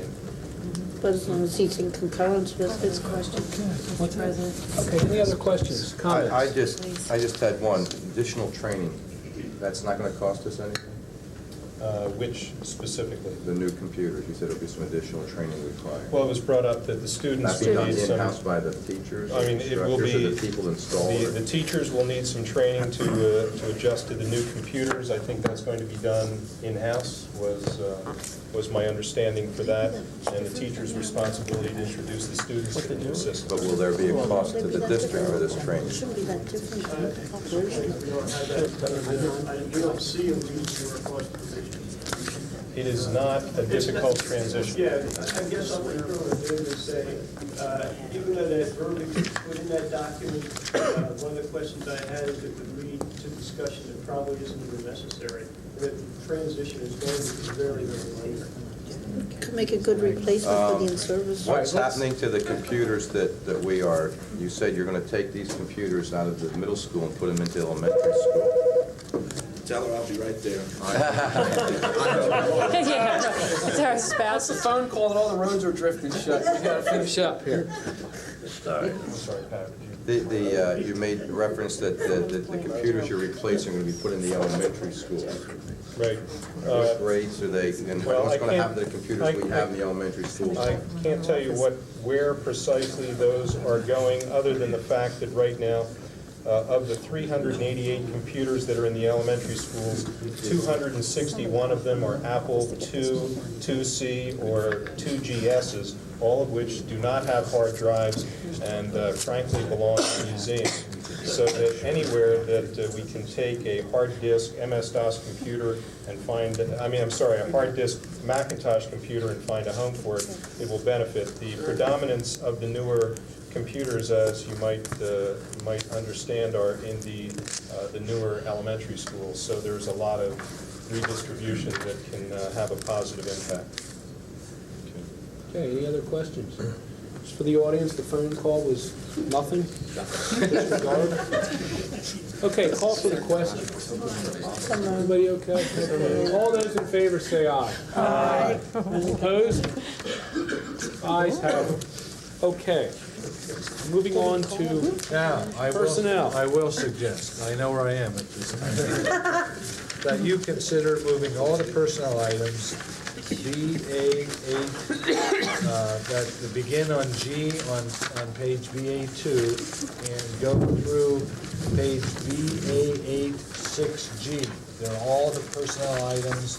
If you wish, you may move them as one, or we may consider them individually. Excuse me, Dr. Bose, with the exception of, on page A8, 6A, the second employee there, who is down for, as 6 identifies, an extension of a leave of absence, Fred, Yes. is she currently on a sabbatical now? No, she's currently on a leave of absence now. So what she's asking for is a 1-year extension, a sabbatical. I'm sorry, are you talking about Sandra Yanish? Yes. That is a sabbatical just for the year of 1996-97. She is currently an employee. She is not on a sabbatical this year. She's applying a year ahead of time. She is not in. Okay, because That should not be an that really extension. gave me pause there. Okay, but really, before we get into any more No discussion, problem. let's see if we can get a motion to Let me make a correction too. bundle everything Mr. together. President, if I might. On BA3, the employee, Amy Hendry, the effective date would be 4/3/96, 96, not 95. That's a correction, everything else is. I make a motion, we approve as amended the whole lot. all the way up until, what, page BA8, These all have to go. BA8. including Sandra Yanosh, correct? Okay, there's been a motion made by Mr. Hill and seconded by Mrs. Mengel that we bundle the vote together all the way up to the middle of page BA8. Questions or comments on the motion? We'll go over to this side to start.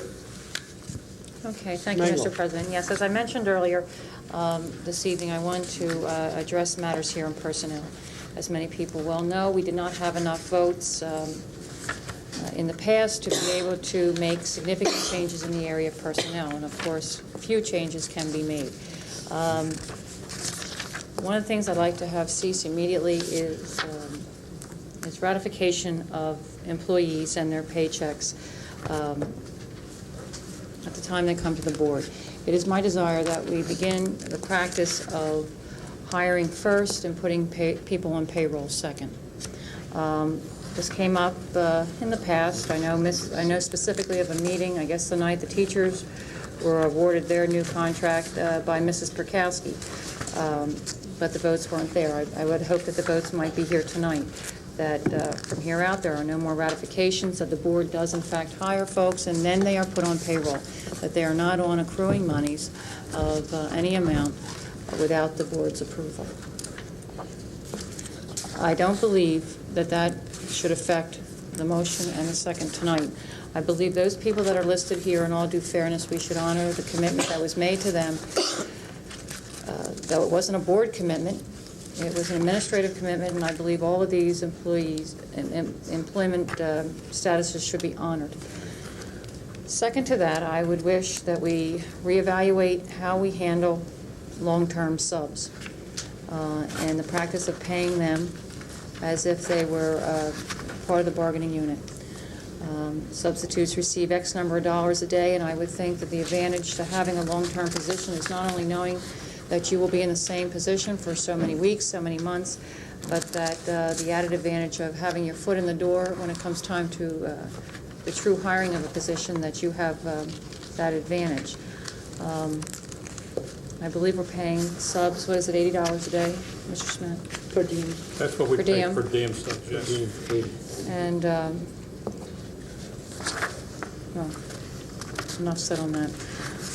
I know that there are other financial concerns. I'm sure Mrs. Scher is going to be addressing them, but I don't want to see a change in the statuses tonight, but I'd like to see tonight a commitment to change the procedure of how we hire employees, and if it needs a policy, that the policy committee consider writing one. Ms. Mengel? Yes, sir. The items you bring up are good points. Are you, as chairman of the Personnel Committee, are going to bring recommendations in those areas to us? I've done that tonight. No, you say we should do something about those. I believe the practice of ratifying employees should cease Right. after this evening, that we never ratify again, that we hire first and then they place on payroll. I was thinking more about the substitute one. Well, I think that needs further discussion because maybe there's more that I need to understand. I'd like to hear more from Fred. I don't believe this is an area where Fred and I will agree. But I would certainly like to better understand how this comes to be and also how these salaries are set, how somebody can get $35,000 and somebody else $33,000, et cetera, et cetera. How that determination is made when it's separate from or different from the starting pay scales. But that's something your committee will review. Yes. Can we have that at a work session and I'm part of that not committee. decide Not in something, right? January. Pardon? Not Not January. No, but I guess budget time. Right, but we need to work on that as personnel liaisons. Correct. You're the head on the alternate, but then I believe we'll need to get together with Don. And Mrs. Scher from Finance. And Mrs. Scher from Finance, yes. Since there's nothing on the records that establish the pay scales that are being paid here, it's simply a matter of the district or the board itself setting some direction as to what we'd like to see those pay scales be. As it stands right now by the school code and by the laws of Pennsylvania, the power for hiring it, officially is through the board and the establishment of those salaries. So as you move forward, there's nothing there to be undone. It's just a matter of setting some direction.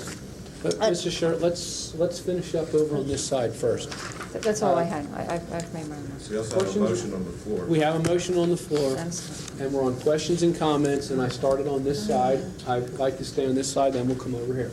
Well, the only thing, I totally concur with Mrs. Mangle on her statements up to this point.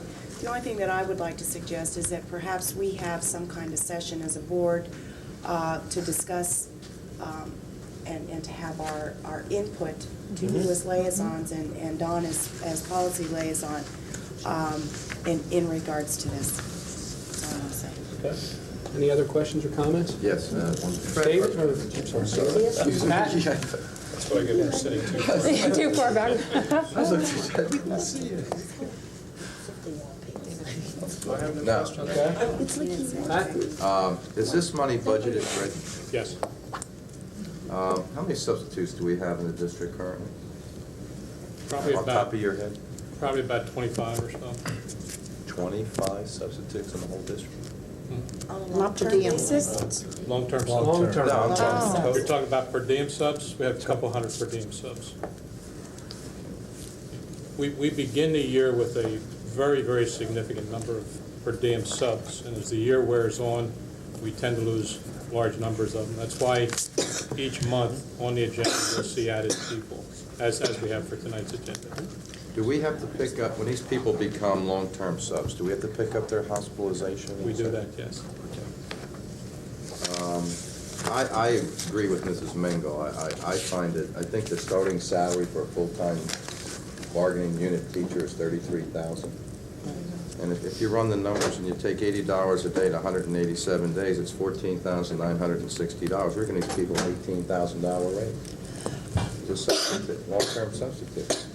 I think that's too much money. Absolutely. I think, I agree with Mrs. Mango that, that you should, that we should establish something, a little more realistic.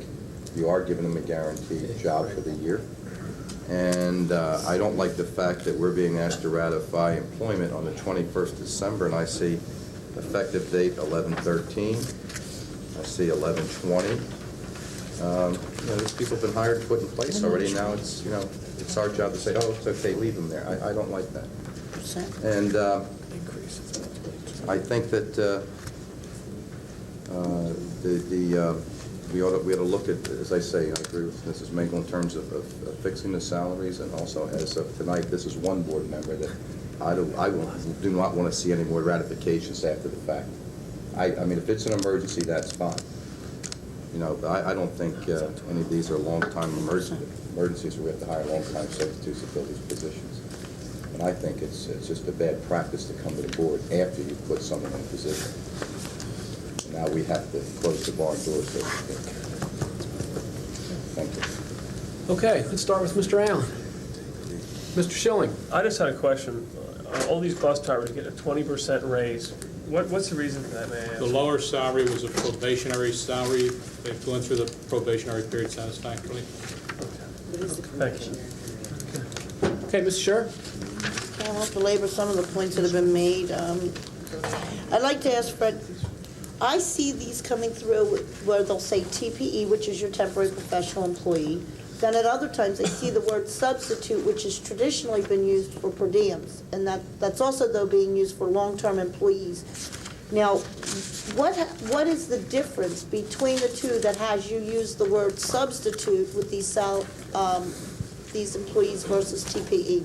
Well, you will see on the agenda always the per diem substitutes in a different category. Right. They're obviously people who work a day at a time. I know that. There are three kinds of contracts that are offered through the school code. One is a substitute contract. That is a contract that has a beginning date and an ending date with no obligations at the end of that period of time. And in terms of furloughing, if that's ever necessary, that position has no status whatever. You have a temporary professional employee, which is the required contract to fill any vacant position, a vacated position, any newly created position, or position is there because somebody has left for a reason or any kind of reason. That contract carries with it the responsibility that over the first 2 years, that employee be evaluated two times each year. At the end of that second year, if the rating is satisfactory, then that temporary professional employee becomes a professional employee, i.e. a tenured employee. Tenured employee, so it's... So you'll see substitute, you'll see TPE, and you'll see PE. Okay, so your TPEs are the ones that are on the road to permanent and a committed hire with tenure. Okay. A PE means they have tenure. And we will hire people new to the district who come with tenure. Because in the state of Pennsylvania, you carry tenure with you. Mm-hmm. I realize, okay. Can you tell me then, we have to pay the benefit, if we're paying the benefits as well as the salaries that are already at top of the scale, on substitutes, which, as you just said, really you give a beginning and end, but no obligation to maintain. And I guess what I couldn't understand is why they would be paid as a unionized employee when in fact one of the advantages of that classification and using that classification is that they're not unionized. Well, there's no advantage in terms of using the classification. There's no question in terms of what you use it for. The state code makes that fairly clear. In terms of a union, long-term subs are considered part of the bargaining unit. Now, that's not an argument we've ever had here simply because we've always treated them as such. In the districts where they've refused to treat them as such, then it has become an argument, and it has gone to the courts in many different cases.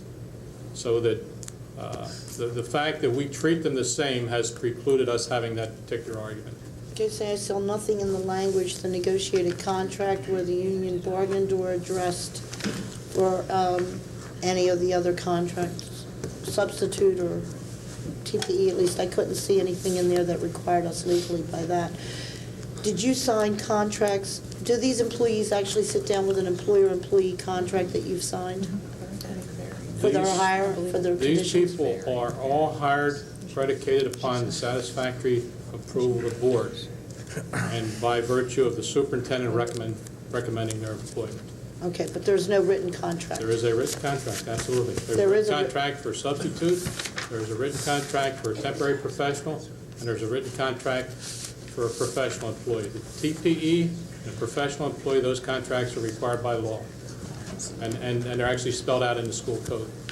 Okay, within the language of those contracts, though, they're all pending approval by the board? Is that correct? That is correct. That language is there? I'd like to ask just Mr. Pradesh for briefly, could you tell me, given a situation where you've had employees that have already collected a couple of paychecks and they've begun work under premise of certain conditions, where does that leave us really as a board to where we're, if we were to not support, say, whether it be the salary or the person, even if it were just the salary terms, and we suddenly just absolutely did not want to agree to those terms, where does that put us? Well, first of all, any hiring of an individual has to be approved by the Board of School Directors. The contract has to be approved by the school directors. Now, where you have operated, where there happens to be apparent authority in the individual to go out and hire these individuals, and if it's going on for a period of time, when the board has acquiesced, you may even have the real authority issue. The employee has a good argument to say, what I have is a valid contract in reliance on this authority that this individual gave to me. I have taken this position, I've given up other commitments. So while legally you may very well say, but the board never approved it, you have an equitable argument that's being made which may favor the employee for that duration of that contract. And that would be in a long-term substitute situation. Point of clarification, Mr. Potash. Are we being asked with this nomination on these long-term substitutes to approve their contract or to approve their employment? That's the same thing. Contract and employment are both synonymous. Once you've approved their employment, then the contract is correct. Basically then followed through to support it. It just has conditions. So basically, I feel like I'm in a box. I have to. You are in a box. Yes, you are. Well, then let me make a statement here. I agree. Wait, hold on. No, hold on. Right. We're going to finish questions and comments on this side. I'll If wait. you want to come back, you can make a statement, but let's get some order Fine. here. Mrs. Scher, would you I like think to that's finish what your we- questions and comments? Okay, I'd also like to know what would occur if where would be the liability for us as a district? Or would we find ourselves in difficult situations, whether it's bus drivers who have been out on the streets since the beginning of November or whatever? If there were to be an accident, or they should be, there should be something that's happening prior to us ever approving them, whether it could be a DUI or whether it could be some sort of reckless act or dealing with teachers. And yet, when it goes to our insurance company, there's never really been a ratification of the employment. How complicated does this get? It does get pretty complicated. However, I believe under those circumstances, you would find probably a de facto employment relationship. Okay, any other questions or Okay, comments? I just wanna I'd know really who like would- to bring this to a close. We need this for our Okay. policy considerations. Yes, we do. and I think It those has are been a things- past practice of this district. Obviously, I sense consensus from the board. It needs to be talked about to be put into a policy, and we will talk about it at an executive session because it is a personnel matter. I agree. I don't think we can do much about it Right. now, and we can move There's forward. not. Are there any other questions from this side? Okay, back over to Mrs. Krieger. Never mind, Mr. Clemens, I'll Okay, reserve my thank you comments for very later. much. Okay, I call for the question. All those in favor say aye. Aye. Opposed? No. Okay. Mr. Clemens, for my benefit, do I interpret what has happened here tonight as not having changed anything at this point in time? At this point in I think the time, direction's been stated. nothing has changed at this point of time, but I would say it's fair for you to expect some changes to come in the future. I would understand, and I would hope that when we get that conversation, I could be a part of that conversation. But I'm asking that simply because there may be another meeting or two prior to the time that conversation occurs. Right. And I will be following through with the same process that I've used up until that point in time. May I suggest that we at least set the direction that, except in emergency situations, all of, personnel should come through the board. Some of these have passed through 2 action meetings, Tom. That suggestion's well taken, but as the personnel liaison, I will wait to hear from Mrs. Mengel on what she's going to come forth on the recommendation. Let's wrap. We've talked about this enough, okay? We'll let Donna work on it as a personnel liaison, work with Fred on it, I'll be involved, and we'll inform you the best we can. Is it possible, Mr. Smith, that there not be any ratification requests for the In next board meeting? January. That you will have none, No, we have some positions that'll need to be ratified in January. because they must be here now. You're telling me that they're going to be here now? We know that there will be people leaving prior to the next board meeting, and we will have to replace those people, and we have not done that yet. So we'll be going all through this again in January. That includes bus drivers, includes all staff, not just teachers. There are between 1,400 and 1,500 employees. Many do not finish the term of their annual employment. And when they leave us, we've got to replace them, or we have a rotating door of substitute teachers. The advantage of hiring a substitute over long-term is you've locked somebody into a commitment. Without that, the kids could have a different substitute every day. Dr. Buzz, I don't think that's the argument. I think the argument we have here is that we bring people on at a full salary. We can argue about the salary. We may not wish to offer a full salary. We may wish to offer a long-term sub-salary. In fact, I would be interested to talk to Mr. Potash about whether or not we can do here what was possible in Indiana, a temporary contract, instead of a full contract for a sub serving a long period of time, and a different salary schedule for that. But that depends on what Pennsylvania law allows us. But it's an interesting prospect. We think we know what you're interested in, but Mr. Smith still faces the dilemma of finding people to take a job somebody leaves when we least expect it. Well, Mr. Clemens, I think what we have to do then is this has to be addressed almost immediately. This has got to be done quickly. Well, the administrators know our intent. We'll meet immediately in January. There will be an We'll sign executive session after this meeting, which we will talk about this. Part of the discussion will be this personnel matter. Okay. And Fred, we will keep you informed. Thank you. Okay? Okay, moving on. Let's see. We're on page BA. There are 3 field trips, and you may wish to consider them as under one motion. No, wait, hold it. 7 and 8. We need 7 and 8 before student travel. I missed it. Well, I thought you included I those did too. personnel items in the Yes. Good, I the believe package. I did too. I make a motion, we approve items 7 and 8 on the agenda. Second. Motion made by Mr. Hill, second by Mrs. Mengel. Any questions or comments? All those in favor say aye. Aye. Opposed? No. Ayes. Ayes have it. 8-1. Recommend you approve the 3 student trips on the bottom of page B8 and the top of page BA9. So moved. Second. Moved by Ms. Scher, second by Mr. Schilling. Questions or comments on the motion? I just have one question in regards to item number 2 and item number 3. The drama advisor and the ski club advisor, are they being paid? They have an extra duty contract, Is this considered extra duty? yes. Thank you. Any other questions or comments? All those in favor say aye. Aye. Opposed? Ayes have it. Item I. That's an information item with a reference for your use. The next item, I believe, is Mr. Kelly. Turn it over to Mr. Kelly. I recommend approval of a waiver of transfer taxes on the parcels listed which were acquired by Hatfield Township for public use. So moved. Motion made by Mrs. Mengel, Second. second by Mr. Schilling.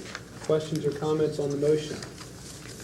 One question, nobody's paying taxes on these parcels now? No, but this is on the transfer taxes. Oh, transfer, I beg your pardon. The amount is, it's a matter of $40. Any other questions? Hearing none, all those in favor say aye. Aye. Opposed? Ayes have it. Moving on, Mr. Kelly. For the treasurer's report for the month of November, we had cash receipts in the amount of $6,081,331.55. Receipts year-to-date, $82,139,834.22. Disbursements for the month, $7,523,733.11. Disbursements year-to-date, $40,598,403.62. Total investments as of November 30th, $50,931,169. Mr. Kelly, do you require a motion for accepting the treasurer's report? That's what we were just discussing. No. No, okay, okay, Just a report. it's just a report, okay, thank you. I have a thing. Questions or comments for Dennis on item 7? Okay, let's move on to item 8. Dennis? Yes, I'm recommending budget transfers in the amount of $4,050 for the 1995-96 So moved. fiscal year. Second. Motion made by Mr. Hill and second by Mr. Schilling. Questions or comments on the motion? Hearing none, all those in favor say aye. Aye. Opposed? Ayes have it. I recommend approval of the disbursements for the month of November in the amount of $7,049,147.31, and approval of the disbursements for the month of December in the amount of $634,029.68. Is there a motion? So moved. Moved by Mr. Hill, second by Mrs. Scher. Questions or comments on the motion? I would just like to say, Mr. Clements, that for my first attempt at trying to make heads or tails out of this disbursement sheet and trying to correlate it with the board report, it was virtually impossible for me to do that. I would like to see this board at some time in the very near future give direction to Mr. Kelly to either set up his computer system to somehow indicate to me as a board member what department the money is coming out of, what it's for, and likewise, because it was virtually impossible for me to figure out where these disbursements were and what they were for. There's no description, there's no code, account codes lined up on the disbursement sheets. And when I tried to match them up with the general fund board report, there was absolutely no way I could match up any of the disbursements with any of these. Are you talking the general summary? Are you talking I'm talking about the general fund board report. ledger? If you're willing to come Yeah, in, the ledger. if you're willing to come in, Mrs. Krieger, I'll be very happy to instruct you on that. There is a method to this? You have There to is. follow the There's a method to my coding. madness. There You obviously is. have- You I follow think the that's what we need. I think she should get in and spend a day, or not a day, a couple hours. We'll do lunch.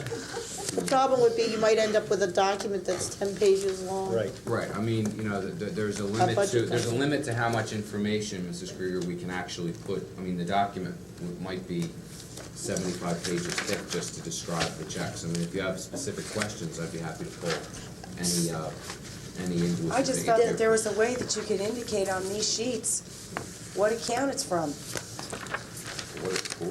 and what it's Well, they're gonna for. Or not necessarily what it's for, just what account it's from. Well, part of what our problem, what the difficulty is that the checks are written twice a year, twice a month, and that she was trying to match up year-to-date totals, and I said you'd have to have the other half from the beginning of November in order to show the totals that were coming together on the summary for November and the month-to-date. Because of the two different disbursements. And you just weren't on the board, otherwise you would have been able to pull from last month's list. Right, I understand Mrs. Krieger's confusion in that in The some of the totals. expenditures, they are already recorded for the month of November. The December disbursements will not be on to the following month, but if you come in, I'll show you how you can reconcile it back to the treasurer's report. Any other questions or comments? All those in favor say aye. Aye. Opposed? Ayes have it. Item 10, Food service report. For the month of November, we had income of $331,527.40. Raw food costs in the amount of $146,146.33, giving us a gross profit on sales of $185,381.07. Our operating costs for the month totaled $138,626.37, giving a net profit for the month of $46,754.70. And I'm happy to announce a net profit for the year so far of $75,330.66. thank you, Dennis. Questions or comments for Dennis on food service? Okay, hearing none, we'll move on to item 11, federal programs. Dr. Bose. No report. Okay, item 12, our solicitor's report. No report. Okay, call for adjournment. So moved. Motion made by Ms. Second. Mengel, second by Mrs. Shear. All those in favor say aye. Aye. There will be a short executive session afterwards to discuss some personnel matters and some land matters.